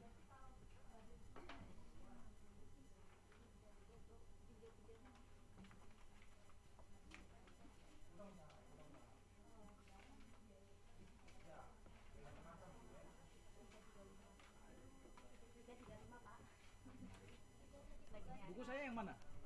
Coret-coret ya, dicoret-coret ya Pak Ijem. Surat-surat apa Pak? Supaya kelihatan saya baca gitu. Tapi udah dibaca loh Pak, soalnya dibuka udah nggak enak. Tapi kan nggak ada buktinya. Ada, tadi udah ada garis bawahnya. Wah, pinter kau ini. Oke ya. Garis bawahin. Sekarang kita kembali ke pengertian relationship. Belajar marketing tuh asik. Enggak. Salah ya Pak ya? Enggak. Oh jatuh Pak. Udah jatuh. Jadi gini, kita belajar relationship ya. Kenapa perusahaan itu perlu menjaga relationship? Jadi relationship ini yang diartikan di situ di buku bukan relationship yang dipaksakan. Kayak misalnya teman-teman punya, kalau misalnya bayar listrik ke PLN atau PDAM, itu kan sistemnya paksaan. Kenapa paksaan? Nggak ada pilihan lain selain mereka, kan nggak ada lagi perusahaan lain. Jadi mau nggak mau harus bayar, bukan. Nah, di sini dalam kutip bukan perusahaan yang seperti itu, tapi perusahaan memang yang monopoli, pasar persaingan sempurna. Pasar persaingan sempurna itu dalam artian penjualnya banyak, pembelinya juga banyak, pilihan itu ada banyak, tapi masih ada tetap konsumen itu yang masih loyal sama satu perusahaan. Nah, itulah yang mereka jaga sebagai hubungan baiknya itu seperti apa. Biasanya para perusahaan itu melakukan nah, apa itu? Pak Ijem, apa lagi Pak Ijem? Saya kasih nilai tambahan kalau kamu bisa jawab. Kontrol RM. CRM. Saya yakin loh ngomongnya. Ngomong CRM. Ini relationship marketing. Iya, itu orang ada di buku, nyarinya aja lama. Wah, ini Manajemen. Saya nggak bisa. Ketahuan Pak kalau nggak pernah baca buku. ketahuan yang jomblonya lama itu. Dalamnya Jomblo Pak. Udah kan? Nah, ya baru ketemu. nemu, melebu. Ya, jadi banyak sekali perusahaan itu sekarang itu lagi menggadang-gadangkan CRM ini. CRM ini biasa mereka pakai hanya untuk menjaga hubungan baik dengan konsumen. Mungkin teman-teman pernah punya sosmed. Nih, ada sosial media khusus dari perusahaan itu yang disediain untuk konsumennya. Ada juga yang mereka tuh sering bikin laga-laga amal. Tahu nggak laga amal? Event-event amal, charity event. Seperti nah, biasanya mereka pakai ini untuk menjaga nama baik mereka. Ya, CRM itu. Kadang-kadang mereka juga, kalau misalnya teman-teman mungkin punya pengalaman di kampung tuh ada perusahaan besar, mereka tuh suka ngecor jalan, terus itu bikin jembatan, bantu bangun masjid, nah bantuan-bantuan sosial itu juga dalam bentuk CRM ini. Kenapa? Karena dia itu supaya image-nya tetap baik di mata konsumen. Kadang-kadang dia juga ngasih bantuan beasiswa untuk anak-anak yang pekerja di situ, yang mungkin dia punya kemampuan tapi otaknya mampu gitu kan, nggak ada biaya kayak saya itu. Nah,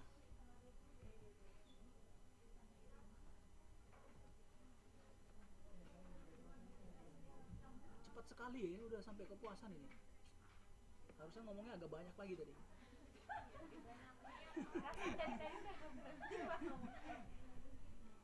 Saya dulu ada yang pernah ikut MLM nggak sini? MLM apa? Sinergi itu dari mana? Saya baru dengar. Wah gila. Terus gimana? Sistem kerjanya gimana? Saya suka ikut-ikut gitu soalnya. Sistem kerjanya 2 bidang pegangan. Wah. Silakan Mbak. Gimana? Nyari berapa orang tuh biar saya kaya itu? Menggunakan sistem belakang yang tidak. Oh iya. Baru lihat kalian. Supaya sebenarnya kemarin saya taruh di sini nutup Acer. Beneran.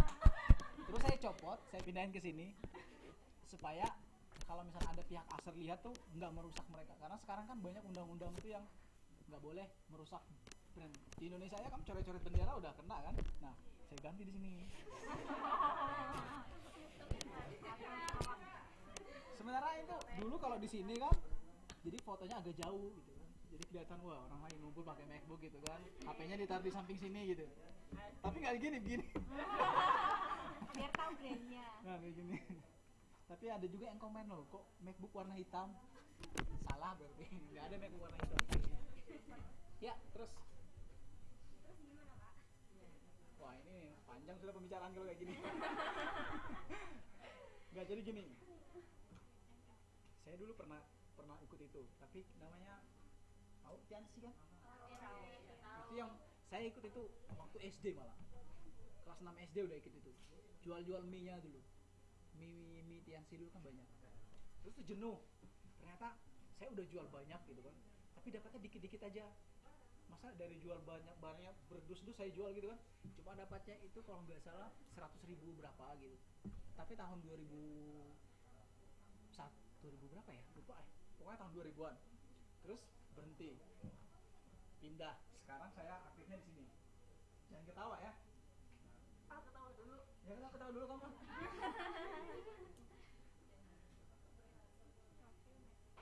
QNet. Pernah dengar? Pernah dengar, Pak? Nah, ini yang lagi rame, tapi lagi bermasalah juga sekarang. Nah, untungnya karena modal saya udah kembali, walaupun dia bermasalah, saya nggak repot lagi. Biar aja dia mau bertampar-tamparan udah. Nggak ngaruh. Dulu sempat di Madiun ini sempat rame. Jadi sempat masuk berita karena banyak yang udah dapat gitu kan, tapi nggak dapat fee dari situ. Jadi bermasalah. Itu biasanya ininya, Kak. Kalau dagangan itu kan juga tergantung kalau perusahaannya sudah bagus, tetapi kalau leader-leadernya itu nggak benar kan juga nggak bisa. Nggak bisa jaya. Saya dulu tuh kan ini cuma nyari dua deh. Tahu nggak sejarah saya ikut ini kenapa? Jadi waktu itu teman saya bilang gini, Jan, kamu kerja apa sekarang Jan? Saya jualan aja ini masih. Dulu kan jualan. Ananta mungkin tahu. Mungkin ya. Jadi bilangnya jualan. Terus dia bilang gini, kamu mau nggak ikut? Ini ada usaha tambahan buat kamu kalau kamu mau. Saya tanya kan, usaha apa? Adalah kamu datang aja dulu, lihat dulu. Nanti kalau kamu suka baru ikut, kalau enggak usah, nggak apa-apa juga. Tapi kamu datang aja dulu lihat. Aku mau jelasin, aku tuh nggak ngerti. Jadi kamu harus datang sendiri. Aku bilang, ini orang ini mau ngapain ini? Gitu kan. Terus aku bilang, malas ah. Kapan nanti aku jemput? Nanti kamu uang makan ditanggung, dikasih uang bensin juga. Kebetulan hari itu nggak ada kegiatan. Biasanya kan tiap minggu saya main futsal. Habis itu ikutlah sama dia. Duduknya baru datang itu, saya ditaruh di, kan masih sepi, ditaruh di bagian depan duduknya. Datang itu yang speaker itu, Anda mau kaya. Jadi saya gitu, nggak mau kaya. Iya mau.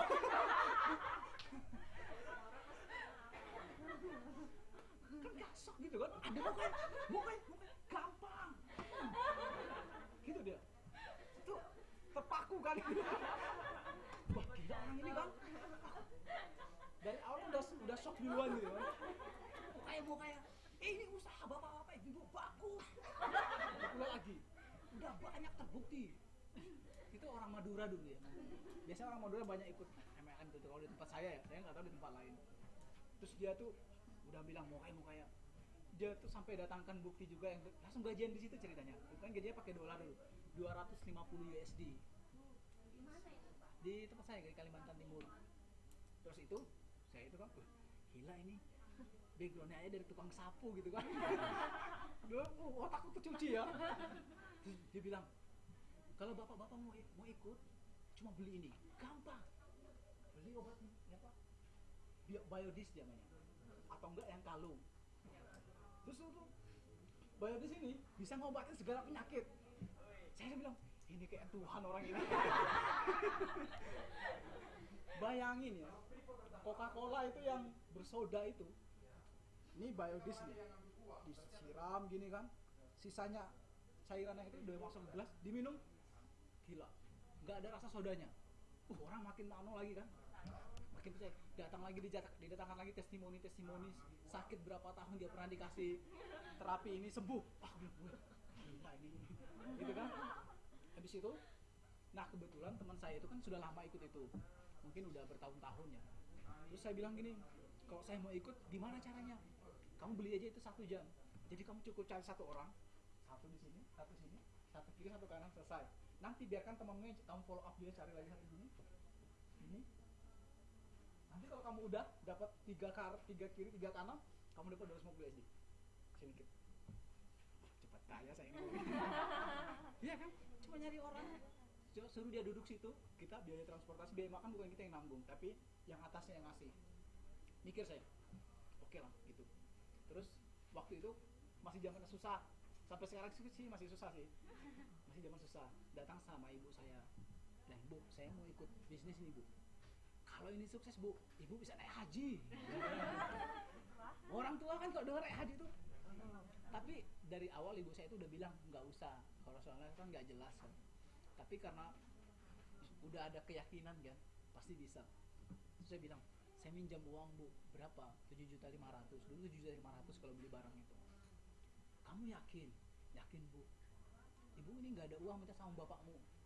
Main-main aku sama bapakku kan, Pak, minta uang dong, kan? Berapa? 7.500.000. Kok? Marah-marahin. Ya iya nggak apa-apa. Kamu buat apa kamu? Itu bisa bayar uang semestermu itu kan. Buat ikut bisnis, Pak. Kamu ini mana ada orang duduk-duduk aja kaya, kerja sana. Balik ke tempat ibu lagi kan. Kalau ibu itu kan enak kan dirayu-rayu gitu. Bu, ayolah Bu.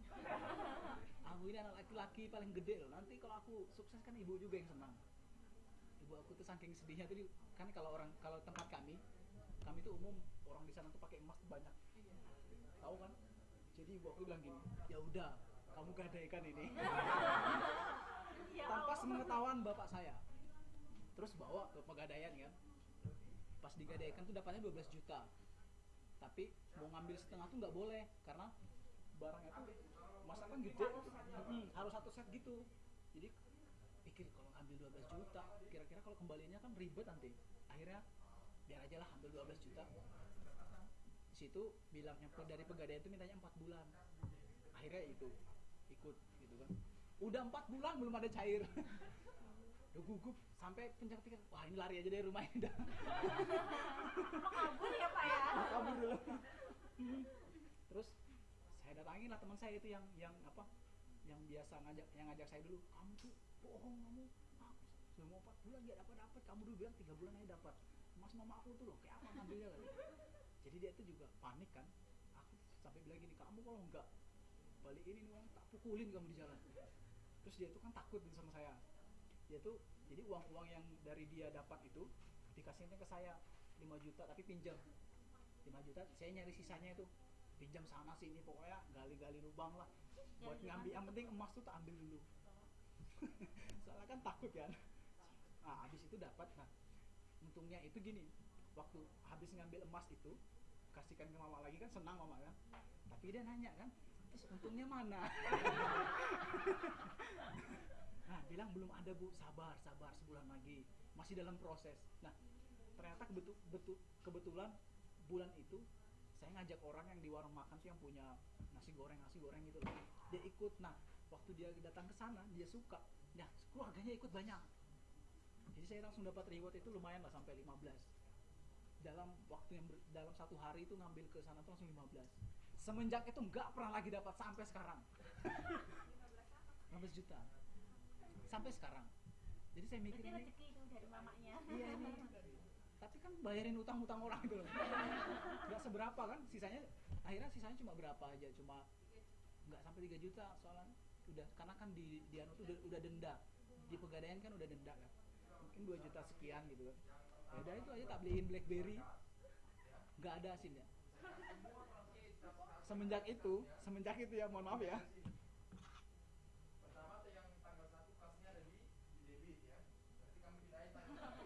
bagi saya semenjak itu. Nah akhirnya, tapi sudah tutup mindset ini, bener-bener udah ditutup nih kan, lama-lama Minta blok ya Pak ya? udah terblok gitu kan, Ya, minta blok ya. tergoda lagi. Berapa tahun Pak di itu di QNet Pak? Oh, lumayan ya, dari 2010 sampai 2014. Sampai sekarang sih sebenarnya masih terhitung anggota, tapi udah nggak aktif. Masuk ke sini lagi, Herbalife lagi. Iya, Herbalife itu kan standar dengan musik gitu. Nah saya pakai ini sekarang supaya nggak sakit hati lagi, tujuannya buat kesehatan. Saya pun saat ini juga bawa produknya. Wah, berapa?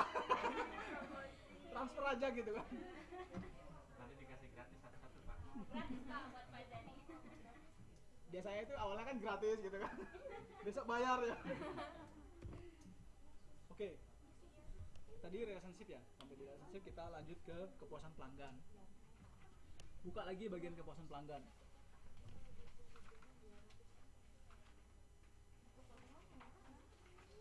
Nih, biasanya kepuasan pelanggan ini yang paling fatal ya kalau bagi perusahaan, karena kalau misalnya perusahaan itu mengabaikan kepuasan pelanggan itu, dia nggak bakal bisa bertahan lama, karena cost untuk mendapatkan pelanggan baru itu lebih mahal, karena biaya promosi itu sangat mahal sekali dibanding kita mempertahankan pelanggan yang sudah ada. Nah biasanya strategi perusahaan itu mereka menjaga pelanggan yang sudah ada. Caranya dengan memberikan servis pelayanan kepada pelanggan. Terus tuh kalau mereka punya keluhan cepat ditanggapin, jangan dibiarin berlarut-larut, supaya menjaga word of mouth yang negatif. Pernah nggak? Kalau untuk produk biasanya itu masih biasa, tapi kalau untuk jasa itu penting sekali kepuasan itu. Kenapa gitu? Saya kasih contoh deh. Handoko kan, ya bener udah. Nah, misalnya Mas Handoko ini pergi ke salon kan servis ya. Tapi karena kita jangan berbicara salon yang pinggiran ya. Katakanlah yang sekelas Jody Andrean yang tinggi kelasnya gitu kan. Dia pergi ke salon gitu kan. Kalau dia nggak puas, balik kan. Balik, kalau misalnya ada temennya lagi mau nanya, di mana salon yang bagus? Secara nggak langsung dia akan bilang, nggak usah lah potong di sana, jelek. Nih buktinya. Saya juga ini korban ini. Korban itu yang potong rambut di Artimat itu loh. Kan nggak bisa ngomong Chinese kan. Jadi datang orang itu nggak bisa ngomong bahasa Inggris. Jadi waktu sampai situ bilang, itu kan kita ngantri dulu, bayar dulu yang 100, ada kan potong cepat itu loh. Nah ngantri, terus datang dia nggak tahu, entah dia ngomong apa nggak ngerti lah. Pokoknya entah dia nanya tentang inilah yang mana mau dipotong kan. Terus saya bilang, cekak, ya kan? Cekak, bilang gitu kan, cekak. Maksud saya di sini itu dikit aja gitu. Dipotong jadi gini. Saking nggak bisa ngomong, cekak. Akhirnya jadinya gitu. Nah, jadilah seperti ini. Malah jadinya aneh loh, kalau nggak nyambung gini ya. Korban itu. Akhirnya saya kalau ada teman lagi, jangan potong situ, modal cekek-cekek aja itu. Nggak bisa ngomong. Nah, itulah kenapa kepuasan itu selalu dijaga sama konsumen, karena biaya itu memang lebih kepuasan itu selalu dijaga sama perusahaan karena biayanya itu sangat mahal sekali. Kalau misalnya kita dibanding mencari konsumen baru atau konsumen potensial itu susah sekali, karena biaya promosi dari awal itu sangat tinggi. Saya kasih contoh gini.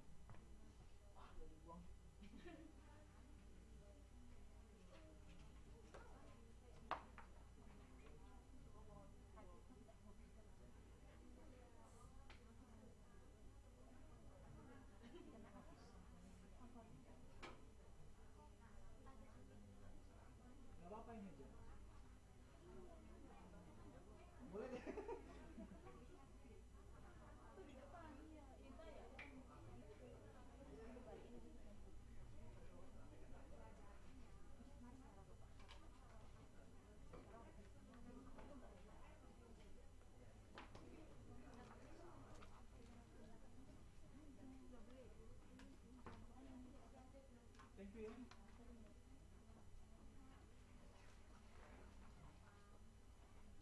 Mungkin teman-teman pernah lihat grafik yang dipakai untuk PLC itu umumnya sama semua, dari untuk marketing atau misalnya untuk produksi apapun itu bentuknya, grafiknya selalu seperti ini. Yang beda adalah cara bacanya. Nah, kalau untuk marketing biasanya yang pertama itu ada introduction. Nah, di sini kenapa dia mau start dari sini? Karena dari awal itu kalau untuk biaya promosi dan lain-lainnya, biasanya mereka akan start dari kerugian. Karena biaya promosi, satu, kita produksi barang, terus kita sell kemana-mana, kita belum dapat feedback. Artinya kita hanya masih dalam segi perkenalan gitu. Nah, sama teman-teman saya kayak contoh lah, misalnya Pak Ijem gitu, suka sama Handoko. Misal ya, soalnya yang muda kan cuma ini aja, masa Mbak Nanta dipasangin sama Pak Ijem? Gak apa-apa.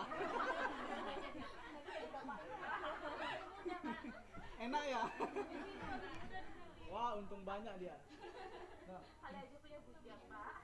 waktu pertama perkenalan, kan pasti si Handoko ini butuh biaya banyak nih, neraktir si Pak Ijem, ngajak dia jalan gitu kan, beli pulsa kalau jauh tuh harus LDR, harus telepon terus gitu kan. Berarti kan ada sesuatu yang harus dikorbankan. Nah, dalam hal ini perusahaan tuh mengorbankan cost-nya. Mereka akan gencar-gencaran untuk distribusi, terus itu promosi, dengan catatan mereka sudah tahu bahwa mereka nanti akan rugi di awal. Nah, itulah kenapa introduction itu dimulai dari minus dulu. Nah, tapi kalau udah tumbuh kan, udah benih-benihnya udah tumbuh, udah dikenal gitu, si Handoko tadi sama itu udah dapat feedbacknya gitu kan, udah saling suka misalnya. Tadi kan masih gejor-gejoran gitu kan. Nah, udah saling suka, akhirnya udah tumbuh. Nah, udah tumbuh, si Pak Ijem ini udah nyadarin, kalau jalan kita bayar masing-masing aja ya. Gak ada kamu kayak gitu. Misalnya, nah perusahaan pun begitu. Jadi, waktu sudah tumbuh, ya kan, mereka udah tahu, sudah ada tingkat pembelian. Maksudnya, berarti barang yang diproduksi tadi udah diminati sama masyarakat. Artinya, kalau dimasukkan ke grafik, dia udah mulai masuk ke sini. Nah, udah tumbuh, ya kan? Udah tumbuh. Artinya, kalau dia udah tumbuh, sudah tinggal tunggu masa nembaknya tuh kapan gitu kan. Nah, kalau misalnya si Handoko ini udah mulai nembak terus diterima, itulah masa-masa mereka menikmatinya. Nah, maturity ini masa di mana perusahaan itu mendapatkan keuntungan yang semaksimal mungkin, tertinggi. Jadi pada tahap saat ini mereka itu udah mulai mendapatkan sales yang paling tinggi dalam penjualan mereka. Tapi namanya grafik ya, namanya konsumen kan ada tingkat titik jenuhnya. Nah, kalau mereka udah ada titik jenuh, mereka akan turun. Nah, makanya mulai lagi decline. Decline dalam artian penjualan udah mulai menurun. Nah, disinilah diperlukan inovasi yang baru atau diperlukan konsep-konsep baru supaya produk itu tetap bisa maturity terus. Kalaupun dia berbalik itu paling enggak dia maturity-nya itu agak panjang. Nah, baru dia turun. Atau bisa jadi dia grafiknya yang umum itu gini. Nah, naik turun. Kalian aja kan kalau pacaran pasti bosan kan, ketemu yang baru loh, ini loh orangnya lebih ganteng gitu kan, penghasilan lebih banyak gitu, dari segi agama juga pengetahuan oke lah gitu kan, nggak cuma Al-Fatihah aja taunya ya kan, sama trikul, tahu trikul kan, yang kul huwallahu ahad, Al-Falaq sama Anas ya kan. Terus itu dari segi keluarga juga bagus, keturunannya juga bagus gitu kan. Kalau dibandingin sama pacar kalian kan, wah beda jauh gitu. Nah, bisa jadi pada saat itu tuh tekanan tuh udah timbul dari mana-mana gitu. Setan udah mulai masuk, bukan setan sih sebenarnya, masalah keinginan aja gitu kan, masalah pilihan. Mumpung belum nikah katanya.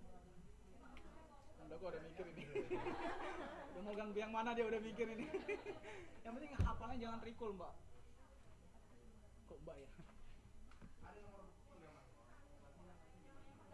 Nah, di sini ada cara perusahaan memantau kepuasan pelanggan. Nah, kalau menurut Kotler ada 4 metode yang bisa dipakai untuk memantau kepuasan pelanggan. Buka lagi bukunya.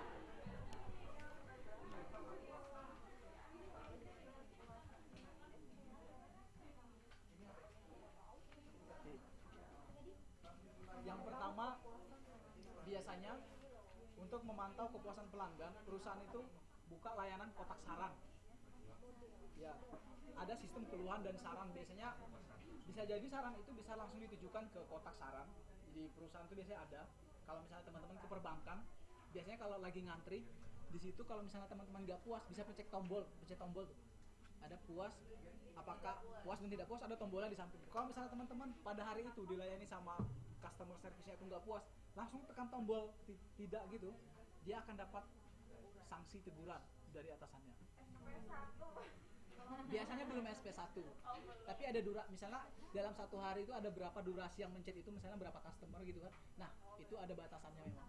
Tapi kalau kamu aja nggak dia, satu aja nggak gitu, nggak terlalu berpengaruh signifikan. Kenapa? Kurang 1 lembar ini modulnya. Wah, Nah, jalan-jalan cepat. kemudian yang kedua, biasanya mereka jadi ghost shopping. Ghost shopping itu contoh, misalnya Bu Kartini, bener nggak? Nah, Kartini ini sebagai pemilik perusahaan, atau sebagai manajer di area tersebut, dia pura-pura jadi pembeli tanpa sepengetahuan dari karyawannya. Entah dia nyamar jadi apa tuh kita nggak tahu ya. Dalam sistemnya sini dipakai seperti apa kita nggak bisa pastikan. Entah dia pakai janggut, entah dia pakai topi, atau memang dia tampil biasa aja. Nah, mereka sengaja pakai gitu karena gini, nanti dia bisa lihat gimana sih cara pramudiaganya ini ngelayanin orang, bisa terlihat bagaimana sih produk-produk ini. Kalau kita posisikan diri kita sebagai pelanggan, kita tuh maunya seperti apa sih. Nah, itu yang sering dilakukan sama para manajer area. Nah, yang terakhir pakai survei pelanggan. Survei pelanggan ini biasanya ini pakai data primer. Itu agak susah kalau bukan orang statistik yang melakukan. Nanti biasa mereka pakai software ya. Jadi mereka survei, katakanlah teman-teman gini, pernah nggak ngisi kuesioner yang tentang 1-5 ini? Pernah kan? Ya, tidak puas, sangat tidak puas, biasa aja atau netral. Ya, tapi biasanya variabel yang dipakai itu lebih kepada variabel. Tahu variabel kan? Nah, biasanya variabel yang dipakai itu variabel untuk kepuasan. Contoh, misalnya mereka pengen tahu tingkat promosi mereka itu seperti apa. Biasanya dia pakai promosi. Habis ya? Masa nggak diapa-apain? Nah, biasa pakai promosi. Atau mereka bisa juga pakai produk. Bisa 4P, bisa juga bukan. Tergantung dia ngambilnya seperti apa. Nah, tapi ini akan bertindak sebagai variabel X yang akan diteliti. Y-nya adalah kepuasan. Nah, biasanya pertanyaannya, apakah Bapak, misalnya pernyataan gini ya, apakah Bapak puas dengan promosi yang ditawarkan oleh produk ini gitu. Kalau puas silahkan isi aja, entah itu 1 atau 2, 3, 4, 5. Biasa sampai 5 aja. Kalau di luar daerah UK sana, jadi sampai 7. Saya nggak tahu nih duanya itu apa. Tapi kalau di tempat kita tuh 5 aja. Dia ada 7. Karena kita kan di tempat kita, kalau orang udah bilang sangat tidak suka tuh kan udah bisa bisa diwakili dengan angka 1. Tidak suka. Kalau dia suka sekali kan, sangat suka tuh udah 5. Di atasnya sangat suka tuh apa? Nggak ada lagi perasaan. Plus gitu ya. Plus. Wah, ini tahu nih plus. Jadi seperti itu. Itulah yang dilakukan untuk memantau kepuasan pelanggan. Nah, teman-teman pun juga bisa. Kalau bos saya dulu, cara dia memantau karyawan waktu saya kerja, caranya sangat unik ya. Nggak pernah mungkin teman-teman itu temukan dalam buku apapun gitu. Jadi gini, dia tahu karyawan ini kan banyak yang telat, termasuk saya. Jadi kita tuh dulu kan sistem absennya absen ceklok gitu loh, tahu nggak? Gitu. Nah, dulu itu kami masuk kerja tuh jam 8. Ya, jam 8.00 tuh udah harus standby di kantor, udah. Pokoknya nggak ada toleransi. Jadi lewat 1 aja udah kena teguran, 1 menit aja udah kena teguran. Biasa kan perusahaan. Nah, terus itu. Nah, waktu di situ, tapi bosnya itu emang jago ya. karena bosnya itu orang pribumi, dia itu lulusannya tuh lulusan luar gitulah, pokoknya ilmu pengetahuannya udah mantap lah. Dia tuh nggak pernah marah sama kami tuh sampai bilang, wah ini kalau telat terus enak, ini nggak apa-apa, nggak pernah dimarahi juga. Tapi satu ketika dia ini jam 8 ini udah standby depan pintu karyawan yang gede itu, dia sediain meja sambil sambil minum kopi, baca koran dia di situ. Jadi yang datang nih, yang telat-telat nih, termasuk saya kan, selamat pagi. Jadi kita tuh harus ini langsung cepet-cepet. Malunya tuh tapi dia nggak pernah marah. Dia sistemnya itu dia mau negur tapi nggak mau nurunkan wibawa dia. Jadi kalau iya, tapi kan halusnya kan gitu. Kamu bayangin kalau bos kamu bilang gini, kamu nih kok turun kerja itu malas-malasan gini, kamu saya SP aja, kan kita jadinya sakit hati kan. Tapi kalau misalnya pagi-pagi nih turun gitu, halo selamat pagi, kan kita sendiri yang jadinya nggak enak. Mending dia marahin kita, tempeleng orangnya. Ya kan? Selamat pagi, senyum dia. Akhirnya saya tuh masuk tuh kalang kabut tuh, ambil aja nih kok. Saking takutnya. Satu gitu. Terus yang kedua, kalau dia lagi rapat sama klien, biasanya kan kalau siang kan di perusahaan tuh kan sekat-sekat kan ribut itu. Orang ketawa-ketawa, entah dia cerita tentang bola, tentang apa aja lah, kan ribut. Kalau dia negur tuh, buka pintu, dia nggak pernah langsung marah, jangan ribut, saya lagi rapat, nggak pernah gitu. Dia buka pintu sambil senyum-senyum. Terus kita lihat jadi nggak enak sendiri. Dia padahal nggak pernah marah dia, tapi tegurannya itu loh bikin sakit hati sebenarnya. Tapi pasti. Ya gitu. Yang ketiga ini cara yang paling unik. Dia punya karyawan itu banyak. Setiap karyawan ini punya leader kan, ada supervisor. Jadi setiap supervisor ini membawahi 5 orang karyawan. Nah di tempat saya itu termasuk bawahan dari supervisor itu. Waktu gajian, mereka ini dibilangin gini, ini ceritanya si supervisor ya, dia bilang gini, si bosnya ini bilang gini, misalnya gajinya ini 2 juta gitu kan, dikasih tambahan 200.000, kamu tuh kerjamu bagus ya, saya suka sama kerja kamu nih, saya tambahin 200.000 lah buat jajan. Bangga nggak kamu? Merasa bahwa kamu tuh yang paling hebat di perusahaan kan, akhirnya kamu mau melakukan yang terbaik untuk perusahaan. Tapi tahu nggak, sebenarnya gaji karyawan supervisor 2.200.000 semua. Jadi 200 itu sengaja dia pegang. Jadi setiap yang supervisor itu datang dibilangin gitu. Tapi kamu jangan bilang sama temanmu yang lain ya. Ya. Nah, waktu kami lagi ngumpul itu kebetulan udah lama itu. Tradisi itu udah lama. Waktu main futsal bareng, ada yang ngobrol. Aku tuh dikasih sama bos tuh, ditambahin 200.000. Baik betul bosnya itu. Mungkin karena aku kerja bagus kali ya. Aku juga. Ketahuan belangnya kan. Nah akhirnya waktu semenjak itu dia ngasih, nih tak tambahin 200, kerjamu bagus, gaji kita kayak ini pak, diam aja dia. Sebenarnya gajinya 2.200.000 tapi dikasih cuma 2 juta. Nah 200 itu dianggapnya sebagai bonus, padahal itu emang udah gajinya.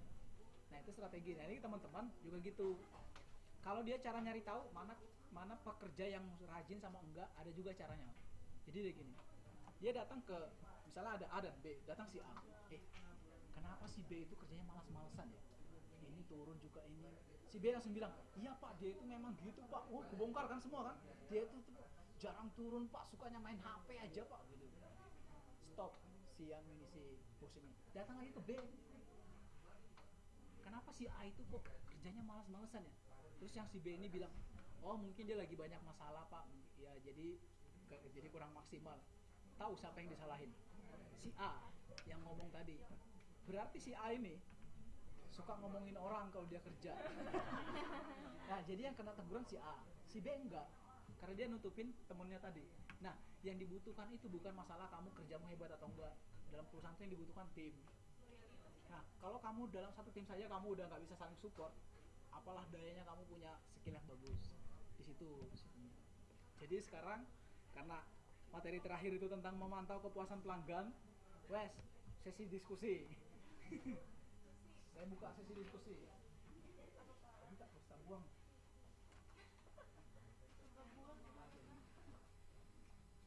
Kalau uang nggak kebuang ya? Kalau uang disapuin pak. Berapa menit lagi? Jamku udah 10 menit lagi itu pak. Ini Oh iya, 10 menit lah. Gak apa-apa ya, udah diskusi aja, tanya jawab. tentang tugas nanti saya kasih tahu waktu di anu aja ya. Oh, iya. Nanti saya mungkin kemungkinan produknya nanti bakal saya yang milihin. Iya, Ya. aku kan Tapi paling itu nanti googling Pak, kalau udah googling semuanya pasti jawabannya sama kalau kayak. Ya nggak beda. Kan beda produk. Ya kalau misalnya satu satu Oh, banyak. Enggak, pasti beda. Presentasi. Jadi cari STP-nya. Saya kasih gambaran ya supaya teman-teman ada kebayangan ya. Ini tentang tugas. ya dibuang lagi. Tugasnya nanti tentang STP. Tahu kan STP tadi apa kan? Nanti pilih satu produk. Cari tahu dia tuh segmennya sudah di mana, targetnya apa aja, posisinya ada di mana, terus kasih sejarah singkat tentang produk itu dan perusahaannya. Nah, terus saya challenge nih buat teman-teman. Kalau ada yang bisa ngasih solusi, misalnya gini, dalam artian gini, harusnya perusahaan itu melakukan ini gini. Itu punya nilai lebih. Pak Nanta ya. Oke ya. Kenapa? Ya, boleh kasih saran tentang kasih masukan tentang perusahaan, harusnya perusahaan itu jangan begini, harusnya begini. Kalau misalnya nanti itu sesuai, ini dapat nilai plus. Tapi kalau nggak sesuai juga, sarannya ngawur gitu kan. Jadi boleh. Kalau perusahaannya sendiri gimana? Perusahaan sendiri Biar lebih apa ya? nanti saya pikirkan lagi ya. Kayak misalkan itu kayak Mbak Susan Egges kan dia punya Energi. energi sendiri dari biar lebih bisa mengungkapkan Nah, kalau Pak Nanta punya apa? kita punya saham. jawabannya gampang. Ya nggak berarti nanti saya kasih tahu. Berdoa aja mudahan pilih sendiri ya. Kalau enggak ya berarti saya pilihin. Pak, kayaknya lebih baik yang dipilihin deh Pak. aja, tapi kan produknya kan itu dari perusahaan Nah, sendiri. produknya itu saya nggak mau produk itu yang besar ya. Maksudnya dalam artian general. Jadi pilih satu produk yang spesifik. Contoh, kalau misalnya Unilever kan banyak kan. Nah, kalau saya pengen rinso gitu. Ngerti kan? Jadi langsung nama namanya. produk. Sejarah singkatnya, singkat aja lah ya, 10 halaman lah. Itu singkat ya Pak ya? Sejarah singkat, ya kan? Banyak itu Pak. Ya 10 kata. Tapi ini pertama ya, sejarah singkat dulu, nanti masuk ke sini. Terus itu nanti di sini kasih solusi atau sarannya juga boleh. Dan itu kalian boleh bikin di makalah. Tapi saya nggak akan ngasih nilai lebih. Tapi kalau punya kepuasan tersendiri, siapa tahu kalau pengennya rapi itu silakan. Terus itu, tapi yang saya nilai itu dari PowerPoint aja. Jadi nanti teman-teman bikinnya dalam bentuk PowerPoint aja. Jadi slide-nya boleh jangan terlalu banyak lah, karena durasinya satu orang itu kemungkinan 15 menit. Jangan banyak-banyak. Kenapa Ijem? Enggak apa-apa Pak. Kejem ya? Pak, nama saya bukan Pak Ijem Pak. Sopo, jenengnya Sopo? Siti Aisyah. Siti Aisyah. Iya, kok kamu ganti namamu di Facebook menjadi Pak Ijem? Bukan Hemi. Ini kan buat anu nanti. Buat satu kelompok gitu ya. Finish kan Pak. Iya, buat final kalau diterima nanti, final. Ini yang tadi saya bilang, Nah, kalau nggak diterima, berarti itu pernah. kalau nggak diterima ya berarti tetap ini. Tenang aja lah. Kalau nggak diterima tetap ini. Kasih sistemnya, tapi sistemnya nggak presentasi, jadi tinggal dikirim. Oh, PPT-nya itu tinggal dikirim Ya, ke email PPT-nya gitu dikirim. Pak. Oke? Gimana Pak? Pak Handoko? Oke Pak. Wes ya, oke. Sekarang saya buka sesi pertanyaan lah. Siapa tahu ada yang mau bertanya. Kalau mau bertanya silakan, kalau enggak juga bagus. Jadi belajar tuh nggak usah pakai itu, serius. Soalnya kita nggak belajar itu. Kalau hitungan atau kayak fisika gitu kan, itu harus konsentrasi penuh karena rumus kan. Salah rumus di atas itu di bawahnya udah rusak semua. Tapi kalau yang kayak gini, kita belajar itu bukan 1 tambah 1 sama dengan 2. Bisa aja 1 tambah 1 tambah-tambah yang lain lagi gitu loh. Maksudnya gini, saya kasih contoh. Kalau kita belajar ilmu pasti, 1 tambah 1 sama dengan 2, itu udah pasti. Mungkin anak SD, anak bayi pun kalau dia pelajari 1 tambah 1 sama dengan 2 udah tahu kan. Tapi karena kita belajar konsep itu dalam artian kita kan belajar strategi sih. Strategi itu kan berbeda-beda. Tiap usaha punya strategi yang berbeda-beda. usaha kecil punya strategi yang berbeda-beda, home industry punya strategi yang berbeda-beda. Nah, itulah makanya jadinya unik. Kamu strategimu di kota ini ampuh, waktu pindah ke kota lain bisa saja berbeda lagi. Karena perilaku orang di sana juga berbeda lagi. Contoh lah, katakanlah misalnya kamu punya usaha fashion gitu yang jual jilbab dari siapa? Mbak Yeni ya. Misalnya Mbak Yeni jual jilbab di Jawa. Warnanya kan kalem-kalem gitu kan. Tiba-tiba ekspor ke Kalimantan, nggak laku nanti bisa. Karena kami sana pakaian itu yang jarak 2 kilo itu udah kelihatan itu warnanya gitu. Kena panas tuh gecreng. Balik lagi ke matahari. Beda, makanya teman-teman kalau nanti main-main ke sana mudah-mudahan punya rezeki lebih ya, atau siapa tahu dapat bertugas ke sana gitu kan. Nah, tinggal di sana, nanti lihatlah atau enggak jalan-jalan, masuklah ke tempat-tempat warung makan, lihat. Nggak ada yang kayak horor-horor di Jawa sana itu. Bambu. Orang Jawa kan Hah?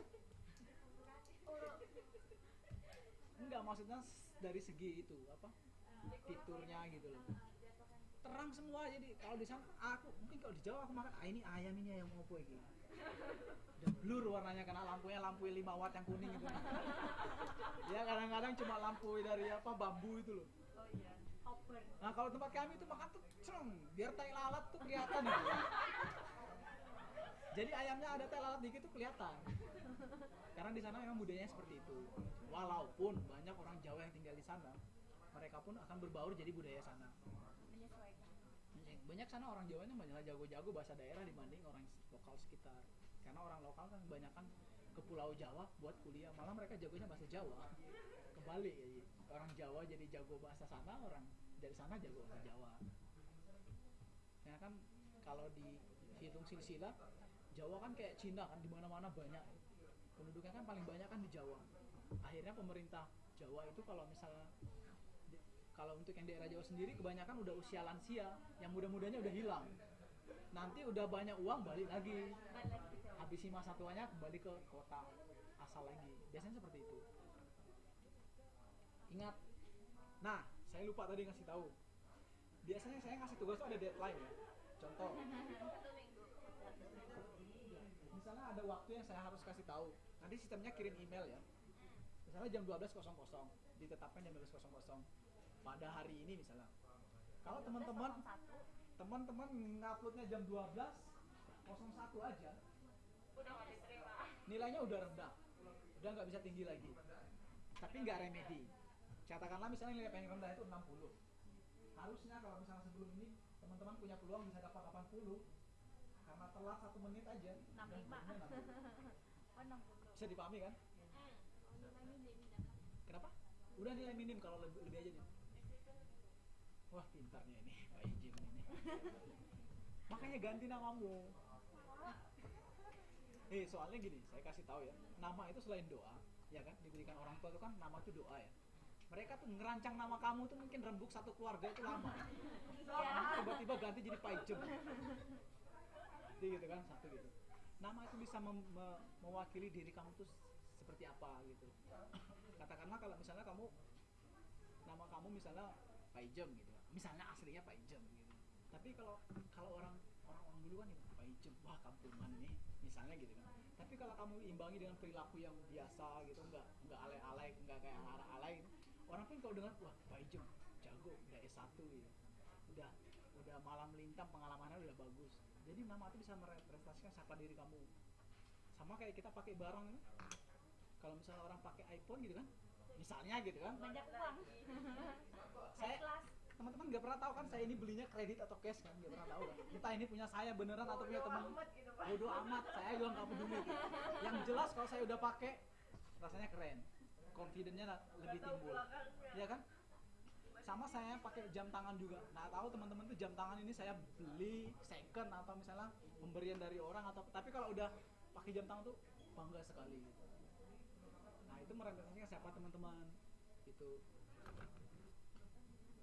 penting sekali loh, jaga nama itu. Jadi kalau misalnya keluarga yang nanya siapa itu Pak Ijem, wah hebat tuh gitu. Siapa itu Pak Ijem? Oh yang alay itu ya. Kelasnya udah turun duluan, orang dengar namanya aja udah langsung, wah si alay itu ya.